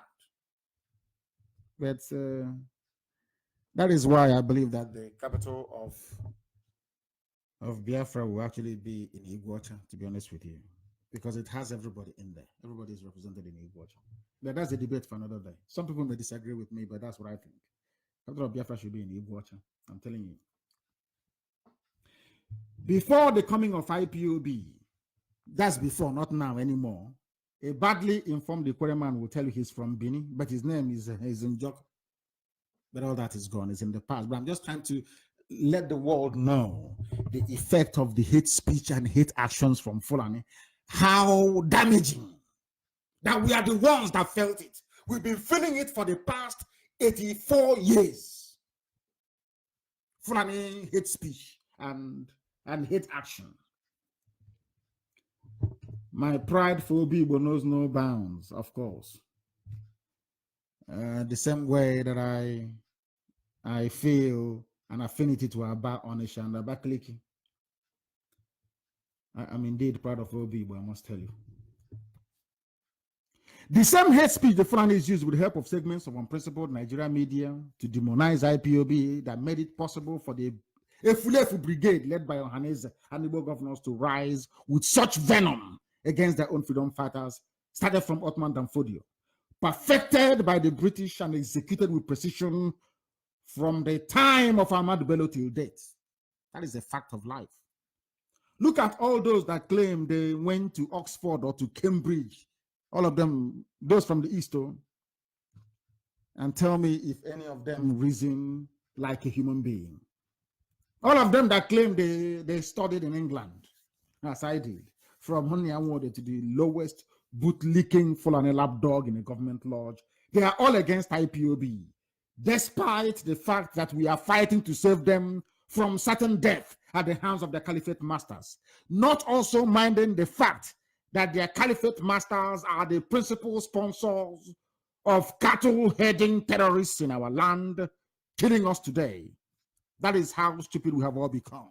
We celebrate failure. You celebrate failure. Those who are saboteurs are those you're eulogizing, praising them to high heaven. Oh, leave him. He's our son from our village. But he was a saboteur. He was responsible for the death of your people. He is serving Fulani Caliphate. Can't you understand it? Now, let me ask this question. Do you think if Boko Haram were a Biafran group from the south, that any of us will travel abroad or be alive today? Believe you me, Britain will send nuclear bomb to level the entire place. People who are sponsoring 4 terrorist groups are telling you that they love you in one Nigeria and you believe them. Are you not daft? ISIS in West Africa is called ISWA, the one led by the son of Mohammed Yusuf, that Buhari, when he was alive, personally recruited. He was in a court of law. Some of you don't know this. He was released, the son of Mohammed Yusuf al-Banawi. He is the head of ISIS in West Africa, recruited by Buhari when he was alive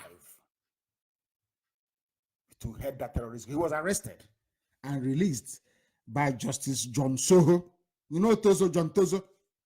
Released him for lack of evidence, a terrorist. You also know about Al-Qaeda in the Maghreb. That's why US said that they're turning their firepower now to West Africa. Because our diplomatic moves, of course they're working. Of course they're working. Have they said that before? We went to USA and now they're moving into the... I told them categorically. I didn't hide anything. I told the US lawmakers and policy maker formers in America, the Fulanis are the ones sponsoring ISIS in West Africa, of which the son of Mohammed Yusuf is their head. They are the ones sponsoring Al-Qaeda in the Maghreb. They are the ones sponsoring Boko Haram, and they are the owners of Fulani headsmen, 4 terror groups from Fulanis from the north. And they tell you that they want one Nigeria, and you believe them. Are you daft? Imagine if Boko Haram or any terror group were to come from the south, what they would do. They will use that as justification for everything. But when they come out to run for high office, nobody reminds them, or no one says to them, oh, but you people have now generated 4 terror groups. How come? Because they conquer, you know, the effect of the loss of a Lauren on the Yoruba psyche is very damaging. That is why Nigeria is the way it is today. Because the Yorubas control the media. So they have significant influence in day-to-day public discourse. But some of them are Islam. Are you telling them that they're going to work against their Islamic brothers from the caliphate? The answer is no, they can't. That is why Nigeria is in such a mess. Now you know. I hope you're writing everything down this evening. Because the zoo cannot be the same after tonight. You know that. We will repeat this broadcast almost every day for the next 7 days so that the whole world may know the truth about Nigeria. Hate speech about Walker. Obasanjo destroyed Odi, nothing happened. He said 12 police officers were killed by unknown gunmen. But the same Obasanjo visited the houses of the leaders of Boko Haram that were busy slaughtering both military, police, and civilians. He went there to beg them to stop. Remember why they killed the brother of Mohammed Yusuf? Because he allowed Obasanjo to visit him. They are killing people. Obasanjo went to see them. Inodi, 12 policemen allegedly were killed, and he sent Nigeria Air Force to bomb everywhere. Because then Biafrans were not one, we are not united. But in the north, you can't do that to Boko Haram. Because their senators, their governors, their ministers, everybody is behind them. But in Biafra land, the Fulani will put pressure on our governors, on our ministers, and our senators to abandon IPOB fighting peacefully for their freedom. But those using terror to get everything for the north, then they just allow them. The same Obasanjo will visit Boko Haram. But in the case of Odi, they call it, he sent Air Force to kill every woman, man, and child. I hope you're following. This is how foolish we are. No wonder Europeans concentrated their efforts on the coast of West Africa because when they were looking for animals to work in the farm in America and in the Caribbean, they came to West Africa. You have seen how foolish, even the Fulanis, ordinary Fulani, They're making use of our brain. Fulani man will come to Ogoniland and tell you, see that Igbo man there that did nothing to you, he's your enemy, and you're busy fighting an Igbo man while Shell is busy destroying your land. Who is foolish? Unbelievable. The same illiterate Almajiri senators from the arid north should be guided by these facts, that they are the ones that started hate speech. All those Almajiri senators from the north talking about hate speech this, hate speech that, you must all know that you are the ones that started hate speech. Some inhabitants of the abominable damnation, especially those from the south with their warped and misguided sense of patriotism, still accommodate these very obnoxious and downright ignorant views of the Janjaweed unity begin desert dwelling cow loving reprobates. Of course they are. I actually wrote this on my page. I have asked Britain to humanely dismantle their zoo, their big African zoo called Nigeria, to help put the animals inside it out of their misery. I am begging Britain, please put your zoo to an end, because the suffering is becoming unbearable. There is nothing the Fulani can contribute to the advancement of daily life. They are not noted for having founded any growing civilization. None whatsoever. They'll just copy, adapt, steal, and pillage. The undisguised and raw hatred from the core Arewa North is represented by the founder, so-called founder of Nigeria, Ahmadu Bello. And even today, before we come on air, listen to this very carefully. There's a headline that came, 2023 presidency will vote for only northern candidate, irrespective of political party.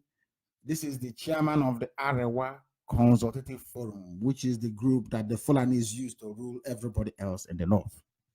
They are saying it openly. If this were said by a Biafran, they will say it's hate speech. How can you want to divide Nigeria? But they can say whatever they like. He is the acting chairman of Arewa Consultative Forum. His name is Alhaji Musa Liman Okwande. He said that Northerners will only vote for a presidential candidate of the North. Why then are you talking about one Nigeria? I'm struggling to understand this. They have told you they don't want you. The only reason why there is Nigeria is because of the oil and gas coming from my father's compound. That's all there is to it. Nothing more, nothing less.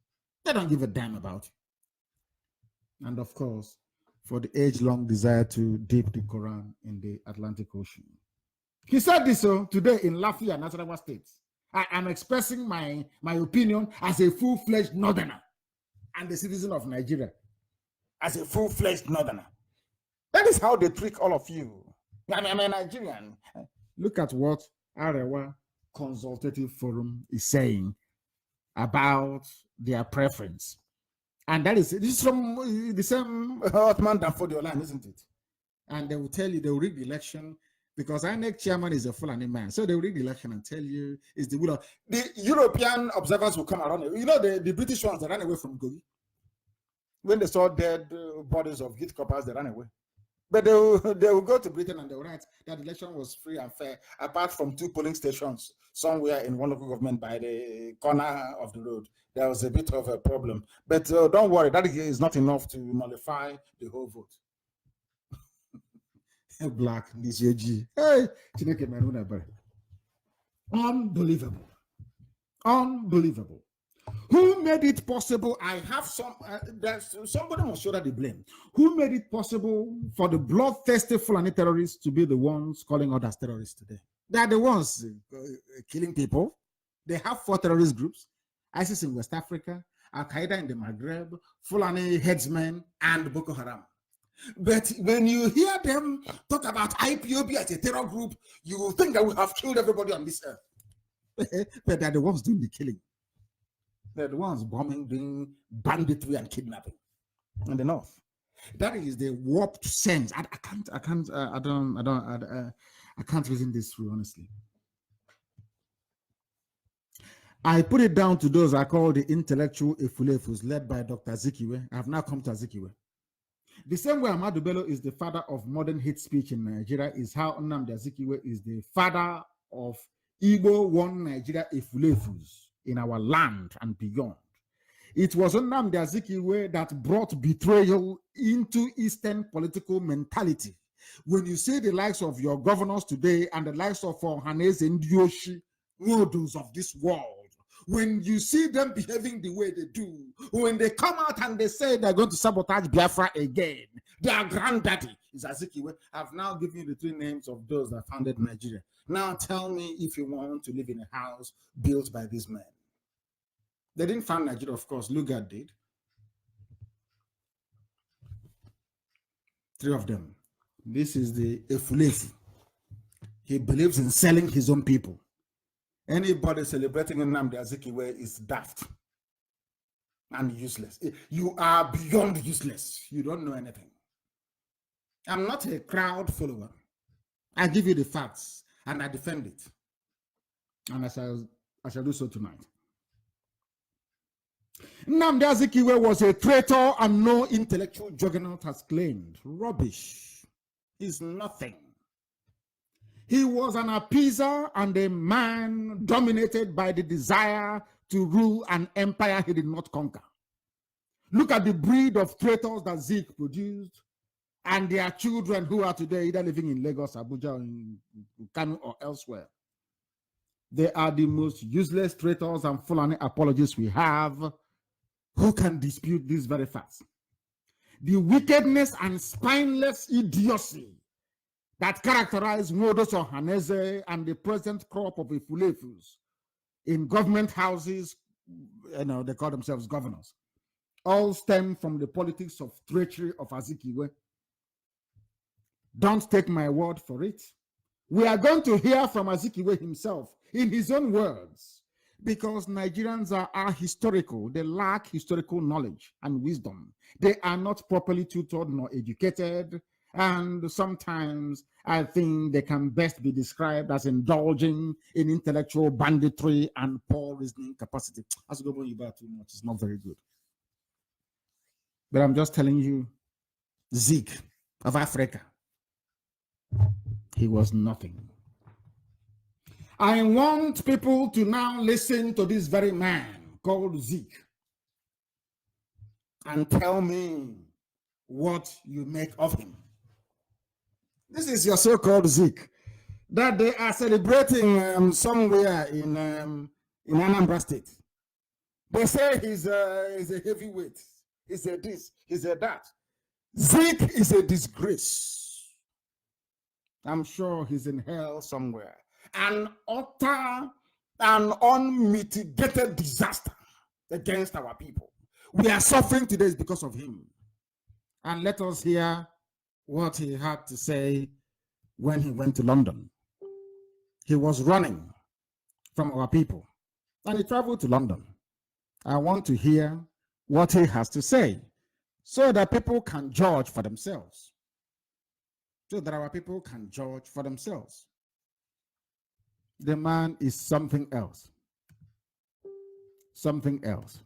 Let us see if we can get him. On Friday, September 5, this is Zeke. 1969, I alighted at the Lagos airport at 2 p.m.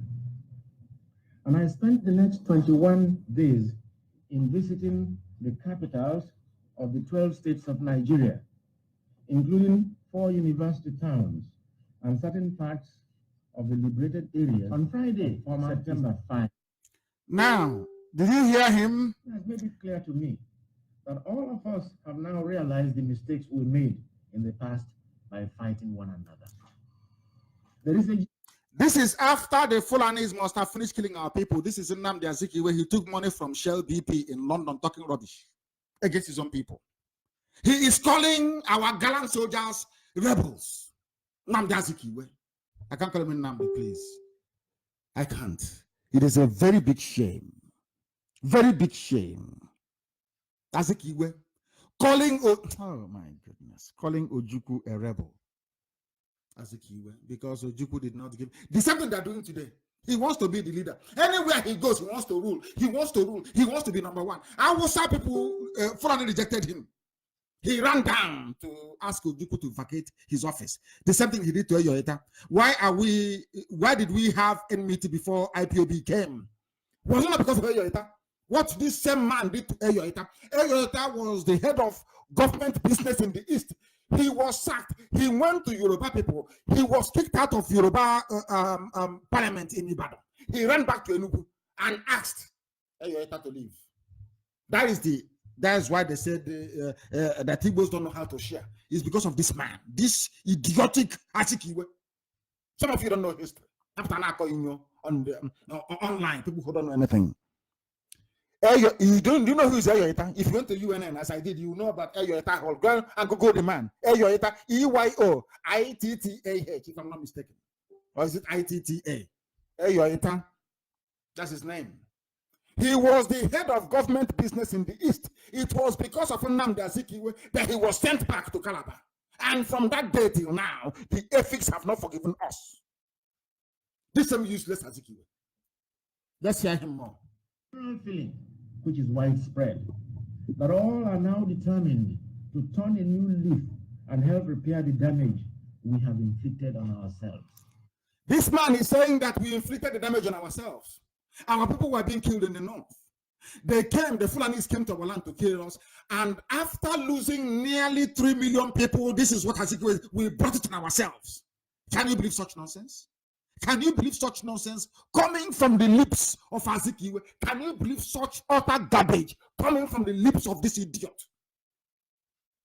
This idiot called Azikiwe.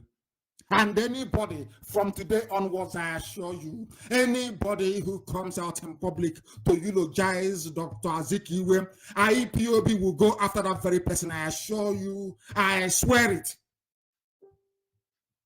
Let's hear what the Fulefu has to say. Not only that, there is now a deep-seated desire to have effective central government, which will hold the federation intact so that in the future, no component of it shall be in position to challenge the fatherland. Have you heard it now? This is what this man said. That an enterprising people like the Igbo have been tongue-tied and emasculated, that they have allowed tyrants to blindfold and hoodwink them. He is calling, you see all the language the Fulefu use. Nnamdi Kanu is hoodwinking you people. You are blindfolded. They got it from Azikiwe. Azikiwe is saying this thing about Ojukwu, that Ojukwu hoodwinked our people. Ojukwu, the people's general, fighting to save his people from extinction. This is what Azikiwe has to say about him. Or had to say about him. Can you believe that? Can anyone in their right mind believe this nonsense? Do you see what we're encountering at the hands of these Efulefus? Can you see how terrible that they have become? Anybody eulogizing or praising Azikiwe is a compound fool, a fool forever and ever. I will never be forgiven. I assure you, we will never ever be forgiven. They thought this type of things would not come to light, but it has come to light. This is you are hearing the voice of Azikiwe. The same way that I played the voice of Ahmadu Bello is how you're hearing the voice of Azikiwe. This is Nnamdi Azikiwe calling Ojukwu a rebel, calling Ojukwu a bandit, saying that we brought the destruction upon ourselves because he has been conquered by the same Fulani mentality. Fulani got to him, they conquered him. That was why he remained a fool until his death. A complete fool, a complete idiot. He is.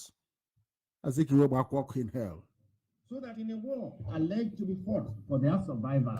He is saying that we are alleging. You see where they got their alleged nonsense from? In a war that they allege that they are fighting for their survival. Hey, I'm telling you, this man, his head should be dug from the grave and burned.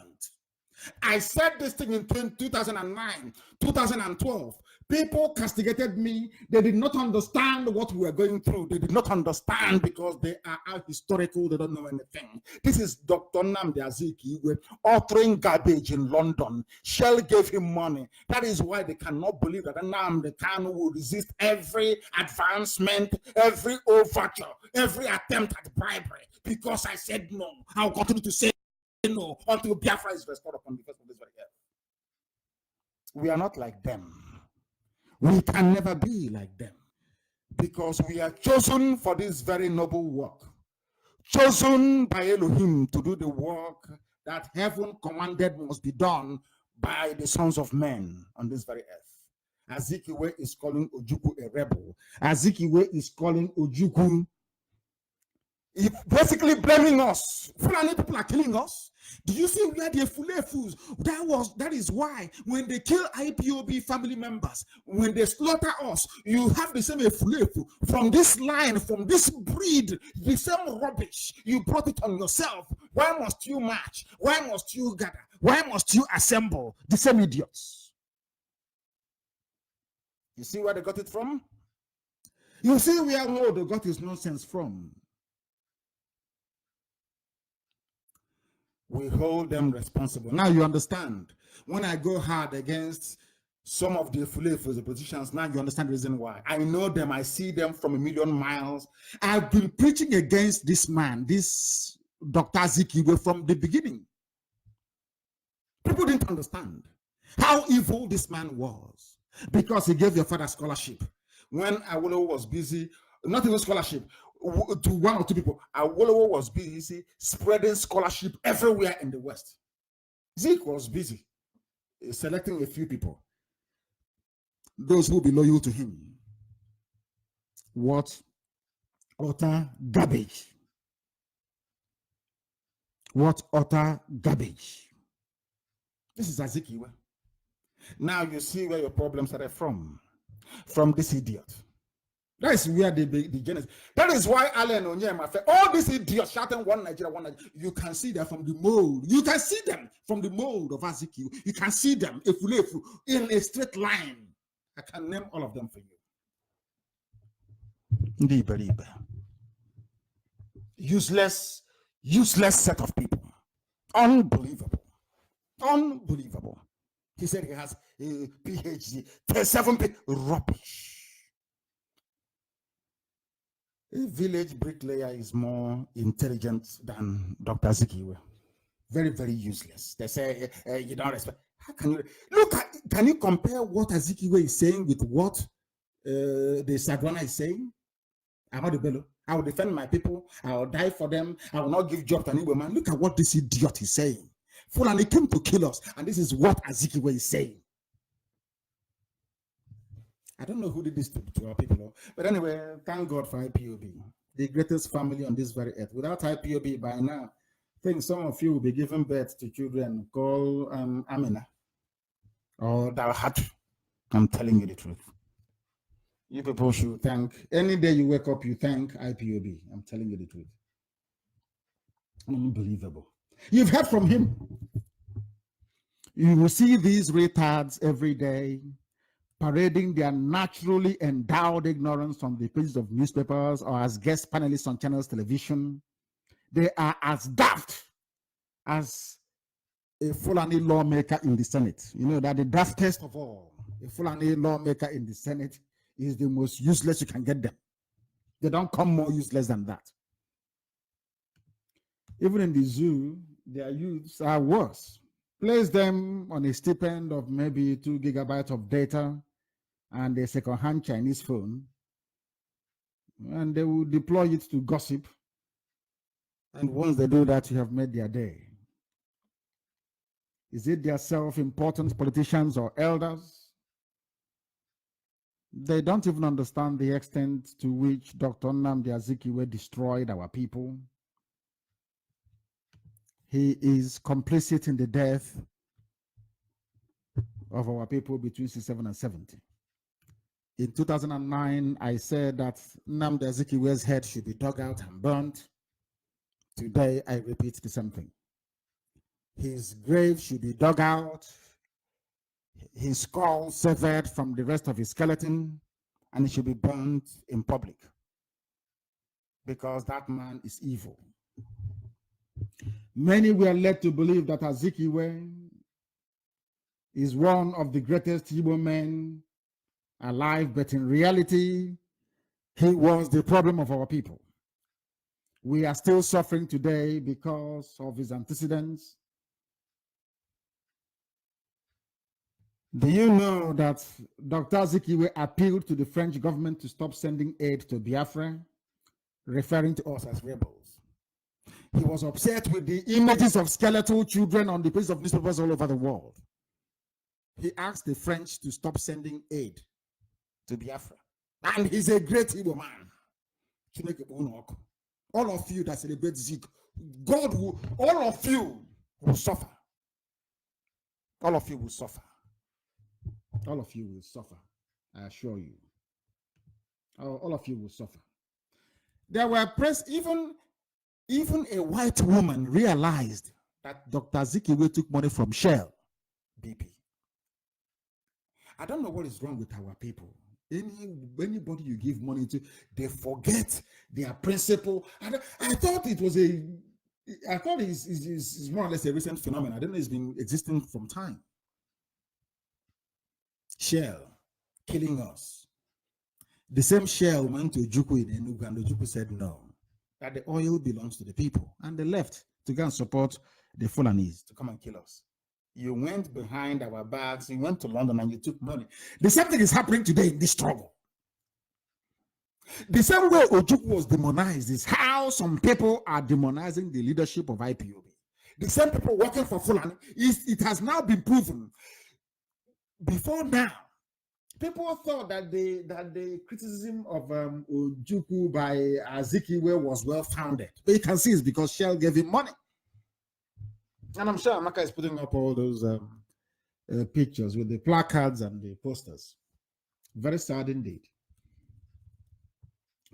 I have the transcript, and I think it will be published. The transcript of what Zik actually said. After everything he did, no wonder another Ifulefu, Willie Obiano, declared a public holiday for him. You know, birds of the same feather. They flock together. See how useless they are? That drunkard declared public holiday for Azikiwe that put us in the mess we are in today. That tells you all you need to know. Only Professor Chinua Achebe, I'm telling you, anywhere he is, may his soul continue to rest in peace. The greatest mistake this generation will make will be to trust all these Efulefus. All of them, as you see them in the government, because they're handpicked. If you're not a loyal Fulani servant, they will never ever rig you into power. It's not possible. It's not done anywhere. They will never rig you into power unless you are a loyal Fulani servant. Let me now give you the names of our genuine frontline leaders in Biafra land. Genuine frontline leaders in Biafra land. One is Mazin Bono Ojike. Write it down. People talk about leaders. I'm giving you the names of our leaders. Mazin Bono Ojike, Dr. Michael Okpara, Brigadier Timothy Onwatuegu, Colonel Joe Achuzia, the great Hannibal, Dean Chukwemeka Odumegwu Ojukwu, the greatest of them all. The greatest of them all. The greatest is Ojukwu, the number one of them all. Philip Effiong, Dr. Kanu Ibiam, Professor Eninjoko, and Sam Mbakwe. The rest are basically chaff. These are your leaders. How do you know an Efulefu when you see them? As somebody who quite rightly argued, even if you slap an Efulefu or come and replace him with his northern, so-called northern brother, they will still tell he's not tribal. Remember the case of the Chief Justice. What's his name again? Somebody needs to remind me. Our brother that was removed, the Biafran that was removed before the Fulani put in their own Sharia Chief Justice of the Federation. I need the name, please. It escaped me. I need somebody to give me the name of our... I need the name of the Chief Justice. I'm not getting it. What is going on? Is there any delay or what? I need Uche, I need the name of the Chief Justice that was replaced. I need his name, please. By the Fulani Sharia Tapa. Did they say anything? It just ended. His name is Onogen. Thank you very much. Ikechuku. His name is Onogen. Remember Justice Onogen that was removed to pave the way. And Justice Onogen, before he was talking about one Nigeria, how to keep Nigeria one, how to make Nigeria one big happy family. And they removed him after 2 weeks. After 2 weeks, Ethiopia. They brought in a nobody complained. So you're telling me that in the zoo,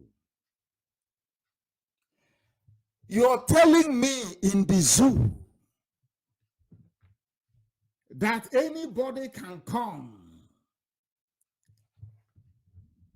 and appoint all their village people and there will be no uproar. But they're doing it, the Fulanis are doing it, and all of you are quiet. You cannot say anything, you cannot do anything. It is very, very sad indeed. And if we will see that the zoo is going down in the drain and still believe that it can be salvaged, let's help Nigeria. Nigeria will rise again. When did it rise in the past? When was it written anywhere that Nigeria was ever great? People didn't have much oil. You were selling oil. You had so much money that Gowon, as foolish as he was, didn't know what to do with the money. He appointed Jerome Udoji to head an economic panel. And Jerome Udoji, look at a black man trying to practice Keynesian economics, which is demand-side economics. He felt that if you pay workers 4 times their salary, that somehow they will stimulate demand and growth in the economy, not knowing that he was in Africa. All that happened was that you had quadruple inflation the next week, and the money became useless. That's the legacy of Gowon to the zoo through Jerome Udoji, practicing white man's economics when they are in black Africa. The record of Zeke doesn't speak very well. Let me go to Onyema and conclude very speedily, because people are now complaining about their data, as usual. The AP CEO is a clear message to used saboteurs, because it's been used, that no matter what a slave does, he can never be the heir apparent to his master. I think it was actually Elochukwu that wrote this. I read it and I felt it was appropriate that I touch upon it tonight. People have actually asked me, including, I thought the deputy asked me this, to clarify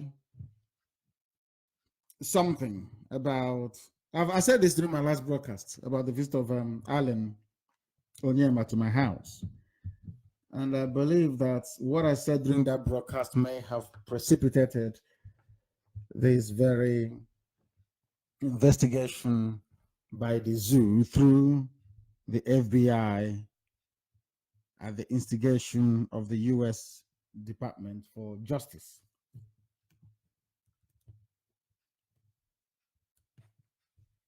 What some people do not know is that Alan Onyema came to my house. He visited me. And we talked about the zoo and what was happening in the zoo. He talked about the consequences of the quick notice, the hate speech by the Alamajiri, those Babiyala kids in the north. But of course, I knew it was their master speaking through them. One thing he forgot was that I am a Biafran first and foremost, and I'm incorruptible.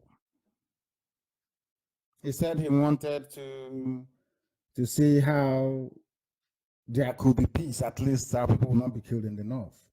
I said to him, anything you want to do, you can do. I too am against our people being killed in the north. And that was it. The next line I heard, of course, people love taking pictures with me when they see me, as some of you may have gathered. He said we should take pictures with the Alamajiri he brought with him.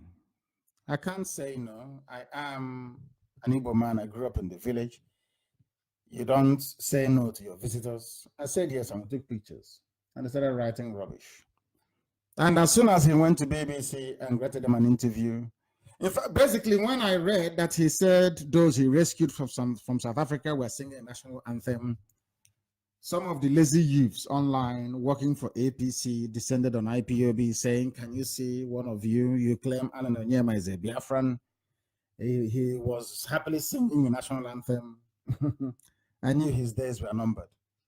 And then he gave the interview to BBC, where he maligned my person and basically lied against me. That was when I decided, that I know more about him than he can ever imagine. That was when they decided to move after him. So one of them wrote actually online. His name is Muhammad Al-Haji Danjuma. I think he came to my house as well with Alan. Today we paid our brother Namdekane a visit, and out of deference to my brother Onyema and my humble self, we agreed to stop any hate speech or action that will promote violence. I told you about Fulani. They are the ones that made the hate speech against the Igbos living in the north. He came to my house and he's gone back and he's writing that we all agreed to stop any hate speech. Of course, he said, interestingly, he is for peace. Of course, I am for peace and well-being of every Nigerian, which I am. I have said it many times. I want all of you to be free from the shackles of Fulani hegemony and British neo-colonial slavery. I've said that many times. I want the Hausas to be free. I want everybody to be free. Do you think I'm looking for Biafra just for my own sake? Of course not. I want people to be free. Because if they're not free and developed, they will all flock to Biafra to come and seek, or to come to seek a living. I don't want that. I want people to be developed, to stay in their own land, practice their own culture, their religion, and do whatever they have to do. So I am for peace in that regard. I'm not a terrorist. So why shouldn't I be for peace? So I think they misunderstood me or deliberately chose to misrepresent my discussions with them. And that angered me, made me very, very upset. I am not, as an Okwana and an Alpha John, as they say, I don't know how to say that in English. In my place, when you come and you say you have a proposal, I will listen. People come to prison to see me, I listen to them. People propose proposals to me when I was in DSS custody, I listen to them. Can't tell you to go away. I will always listen to you. Always. But what I will do, or what I always do, remains a secret with me. But to compromise what I stand for and the Biafra struggle for independence is not something I will do. I'll be dead 10 times over. I have sacrificed a lot and will continue to sacrifice until Biafra is restored. I don't care or mind what people say or do. Alan Onyema made a very big mistake, very huge one, by delving into a topic that is entirely above his station. He wanted to please his Fulani masters by telling them that he had a meeting and a discussion with Nnamdi Kanu, and that was a very huge mistake, very huge mistake. A lot of people come to see me in secret that I've not told anyone about. They decided not to publicize it for their own good. He's gone ahead and done so, knowing fully well that IPOB will rise against him and that we will seek to defend our honor. Now we have done so. The Fulanis have moved against him because they know that IPOB cannot defend somebody who deliberately sought to undermine the effort and integrity of this very noble effort. Alan Onyema is in a very serious mess. Look at him today and the mess he got himself into. The Fulanis, who are the greatest looters we have, they are in charge of EFCC. Ibrahim Lamode, have you forgotten? Look at all the criminal Fulani people. What do they know? They're not educated. They forge certificates, all of them.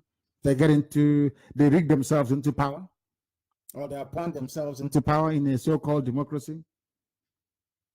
How many of them have been charged by the US government? I want to ask the US Department for Justice, or whatever they call themselves. How many of Fulani people have you charged? The time Omar Diko was in London, Omar Diko ran away with a mobile bank. Omar Diko ran away with almost 5 billion pounds in those days. That money could feed the whole of Africa. Are the children not enjoying the money today? Some of you may be too young to remember a man called Ibrahim Taher. He was the Minister of Communications, Fulani man. They stole Nitel dry and set the building alight. Nitel building in Marina in Lagos. That was how much money they stole. Umar Diko was Minister for Transport. Remember Akinloye and his champagne? Akinloye was importing champagne in his name. Some of you have forgotten all this. These are the looters and the criminals you have. Oh, I was a Fulani. I wouldn't say I was a, please, I do apologize to our people. They're all Fulani, all of them. By none. Buhari, when he was alive during the reign of Abacha, was in charge of PTF. How about the 57 suitcases? You've forgotten, haven't you? Buhari was in charge of PTF, and he stole it dry because Abacha used it to launder money. You have all forgotten. Nobody's squaring them, nobody's investigating them. Alan Onyema abused the privilege I granted him by allowing him to come into my sitting room to sit down with me to have a discussion. And from there, he felt he could leverage that very encounter to endear himself to the Northerners. And they have turned around and rejected him. That is his business. I want to ask the United States Justice Department, how many Fulani looters of the Treasury have you indicted? I want to also ask the US Department for Justice and the FBI. Are you not aware that Tinubu was a drug dealer in Chicago? Did you not see the bullion van that went to Tinubu's house on the eve of the elections? Have you charged him? I also want to ask the US Department for Justice if they have not heard about Aisha Buhari and his involvement with Halliburton, the bribery scandal.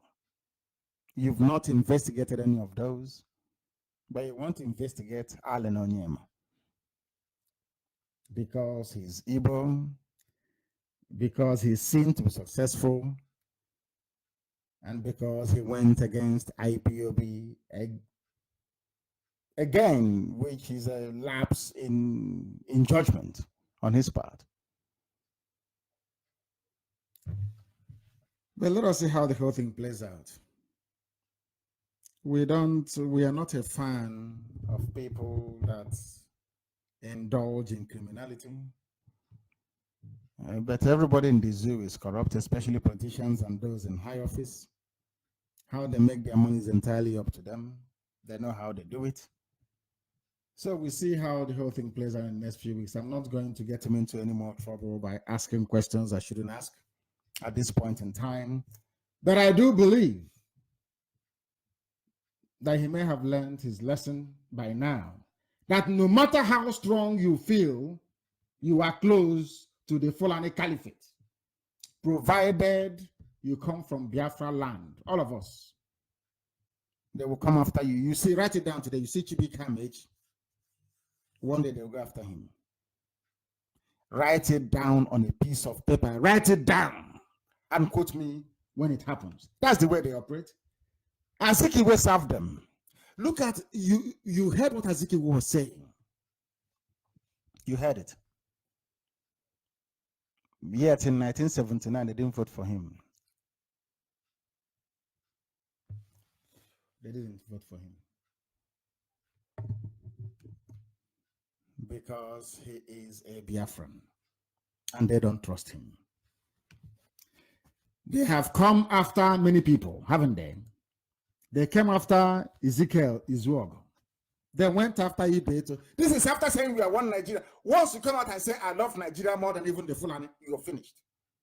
They don't believe you. They don't trust you. Look at the interview of Junaid Mohammed today. Look at what Arawa Consultative Forum are saying. But at the height, I wouldn't say at the height of agitation, in 2015, the whole Arawa came to Enugu for a meeting.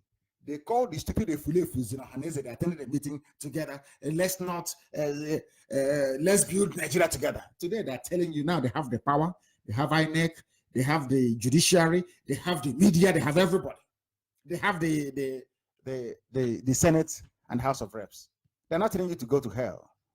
All they will say is that the population of the North is more than the South. So regardless of what you do, they are more in number. So they will claim and they'll give themselves victory.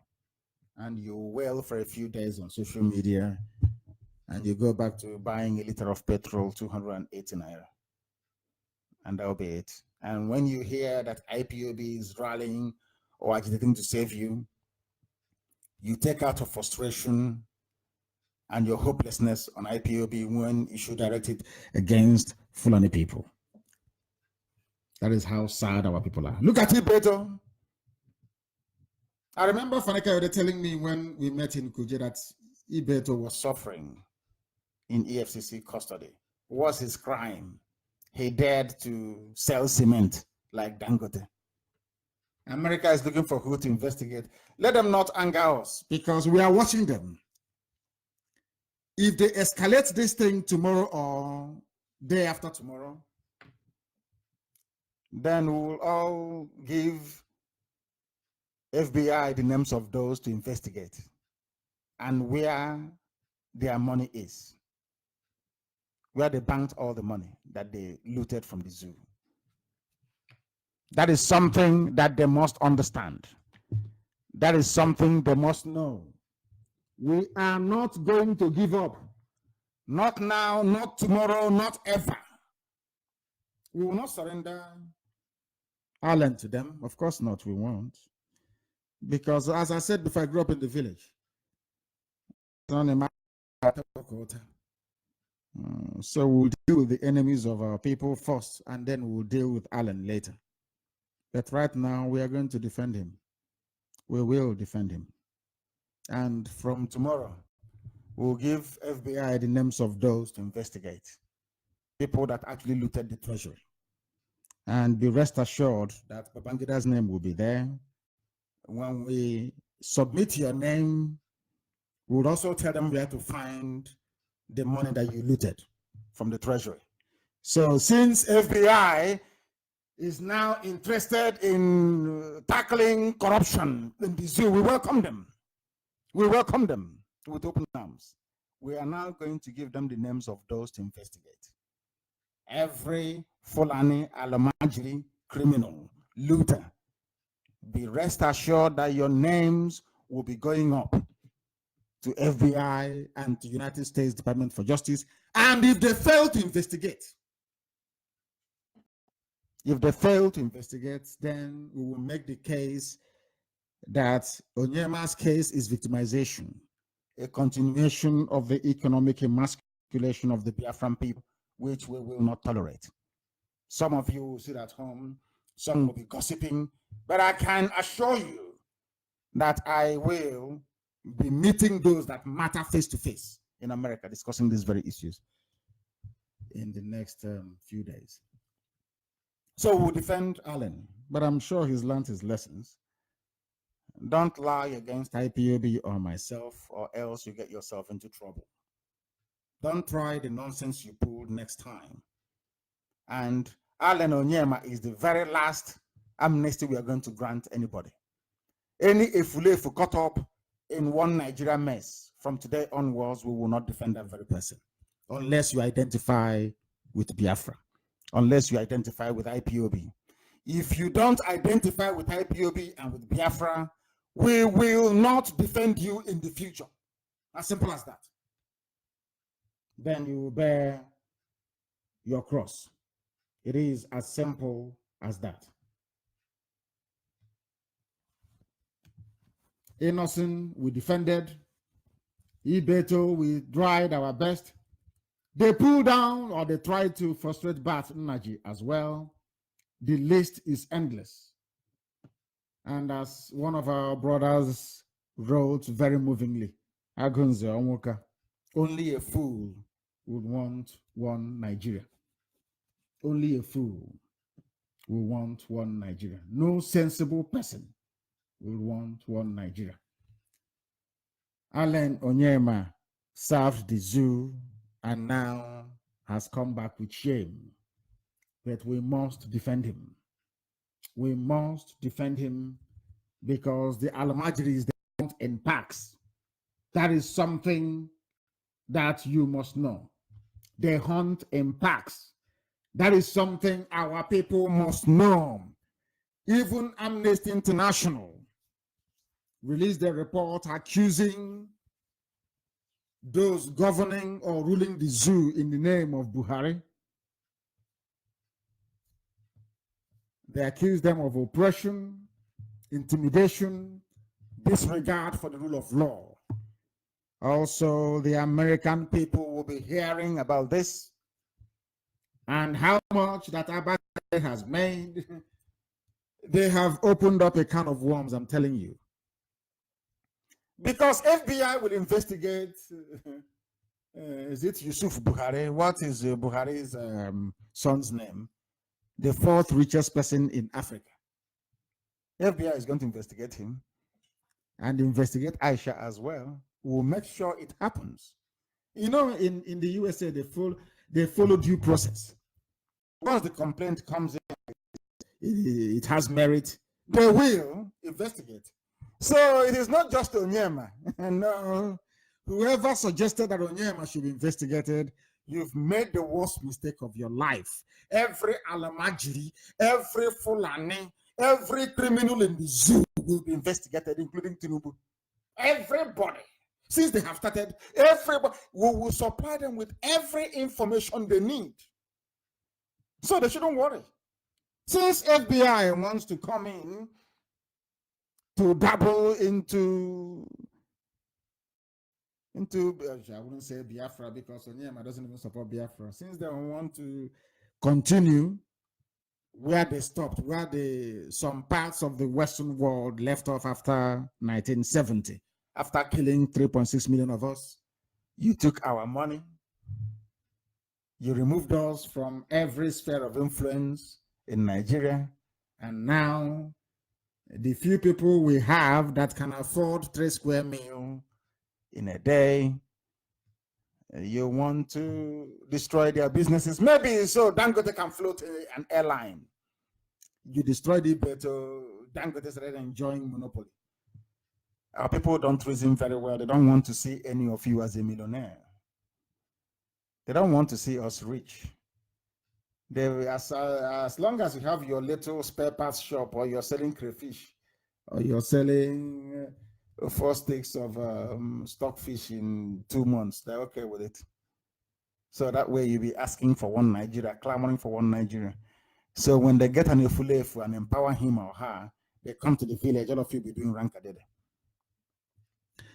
The FBI rather should prepare for IPOB because we have the names of all the looters in the zoo called Nigeria. They are going to be very busy. Very, very busy indeed. We assure them, unless they drop the charges. If by tomorrow morning, we see in Yoruba newspapers, Allen this, Allen that. I saw the headline today from Nation newspaper. They say those that live in glass houses should not throw stones. You don't throw. For Tinubu paper, Tinubu owns Nation. For Tinubu to splash the picture of Allen saying indicted for fraud and corruption, in that USA, we will see Tinubu there as well. We have the resources to mount whatever investigation we like. This is IPOB. So we ask them, the Fulani Caliphate, those in EFCC setting up special panel to probe Allen. No, you will not do that. Allen made a mistake. He messed up. That is true. But he's a Biafran. Are we going to throw him to the wolves? To devour him? Of course not. We're not going to do that. We can defend our own. As Ahmadu Bello would defend every northerner. To the point of not even appointing an Igbo person. He said it openly. Instead of me to appoint an Igbo man, I'll appoint a white man. So we must learn to defend our own. But let me repeat that this is the last time we will do this. If you come out again, any of you, if you come out again to say one useless thing about Biafra, or try to eulogize your one Nigeria, or preach one Nigeria, if you get into trouble, IEPOB will not defend you again. We go to the issue of the people that is having a referendum, because rather very sadly, our people don't quite understand the meaning of referendum, especially those in the zoo. A very small region of Ethiopia have just become autonomous, or should I say independent. And when I was contemplating the reason why Ethiopia will grant one of their regions the chance to express their will via a referendum, something struck me. That if Ethiopia is the only country in Africa not colonized by the West, perhaps they have a different way of reasoning. It is only in the zoo that the media will not tell you that Ethiopians recently held a referendum to create a new state for their Sidama minority group. As I was saying, now I know why Ethiopia was not colonized. They reasoned differently. Compare Ethiopia with the British zoo called Nigeria and tell me if you cannot see any difference. In West Africa, we love to be enslaved. To be submissive to an external force is in our DNA. Can't you? Do you know why they kept coming to the Bight of Biafra to empty people across the whole of West Africa? Whites. Do you know why? Because we are submissive to extend. We only have strength when it comes to your fellow brothers. You have strength and energy. You'll be doing videos morning, noon, and night, writing junk all over the place. When it comes to fighting an external enemy, no, we are not good at it. My question tonight is this: why do we love to be slaves? Why? A tiny portion of Ethiopia is independent because they all came out and fought for it. Because we know that independence is agitation is a very expensive business. Of course it is. Everybody must rise up to make sure that we free ourselves from the bondage called zoo. We are the people being sold in Libya. We are abused all over North Africa.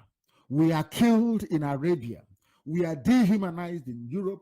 We are spat upon in America. We are imprisoned in Asia. And we are used as lab animals in South America. We are deported from Australia. Yet we have failed to acquire any self-pride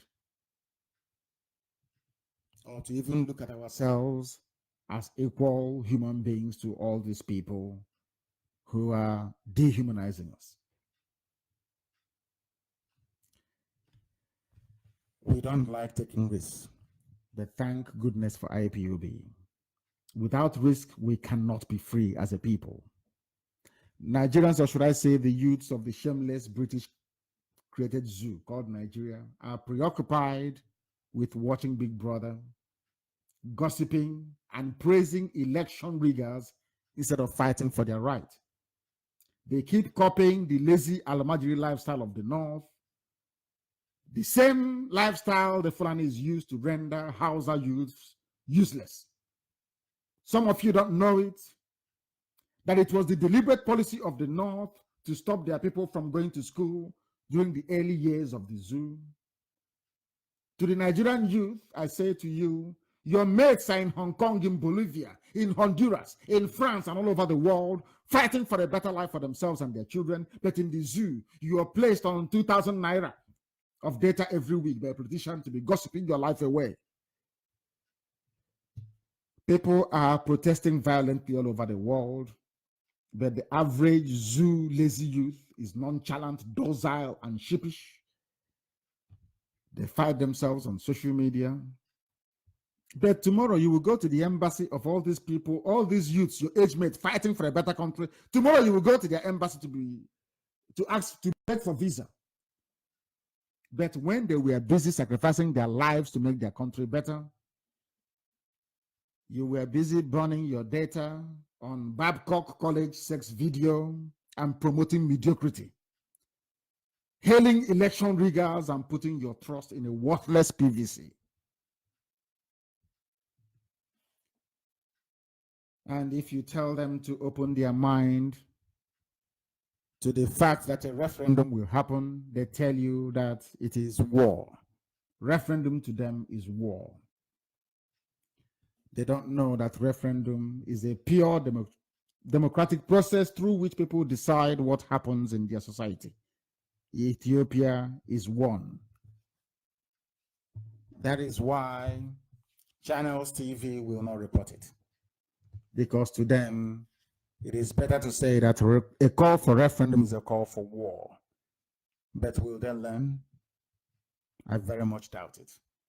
You've been with us for nearly 3 hours this very evening, and I pray that you will join us in the near future for another live broadcast. But in the interim, I would like you to ponder and to reflect upon what you've heard this evening and pray to Chukwukika Abiyama to give you the wisdom, the knowledge, and the discerning mind to appreciate what you've heard and to be able to act upon it. As always, Radio Biafra is an exceptional platform. Here is where we worship.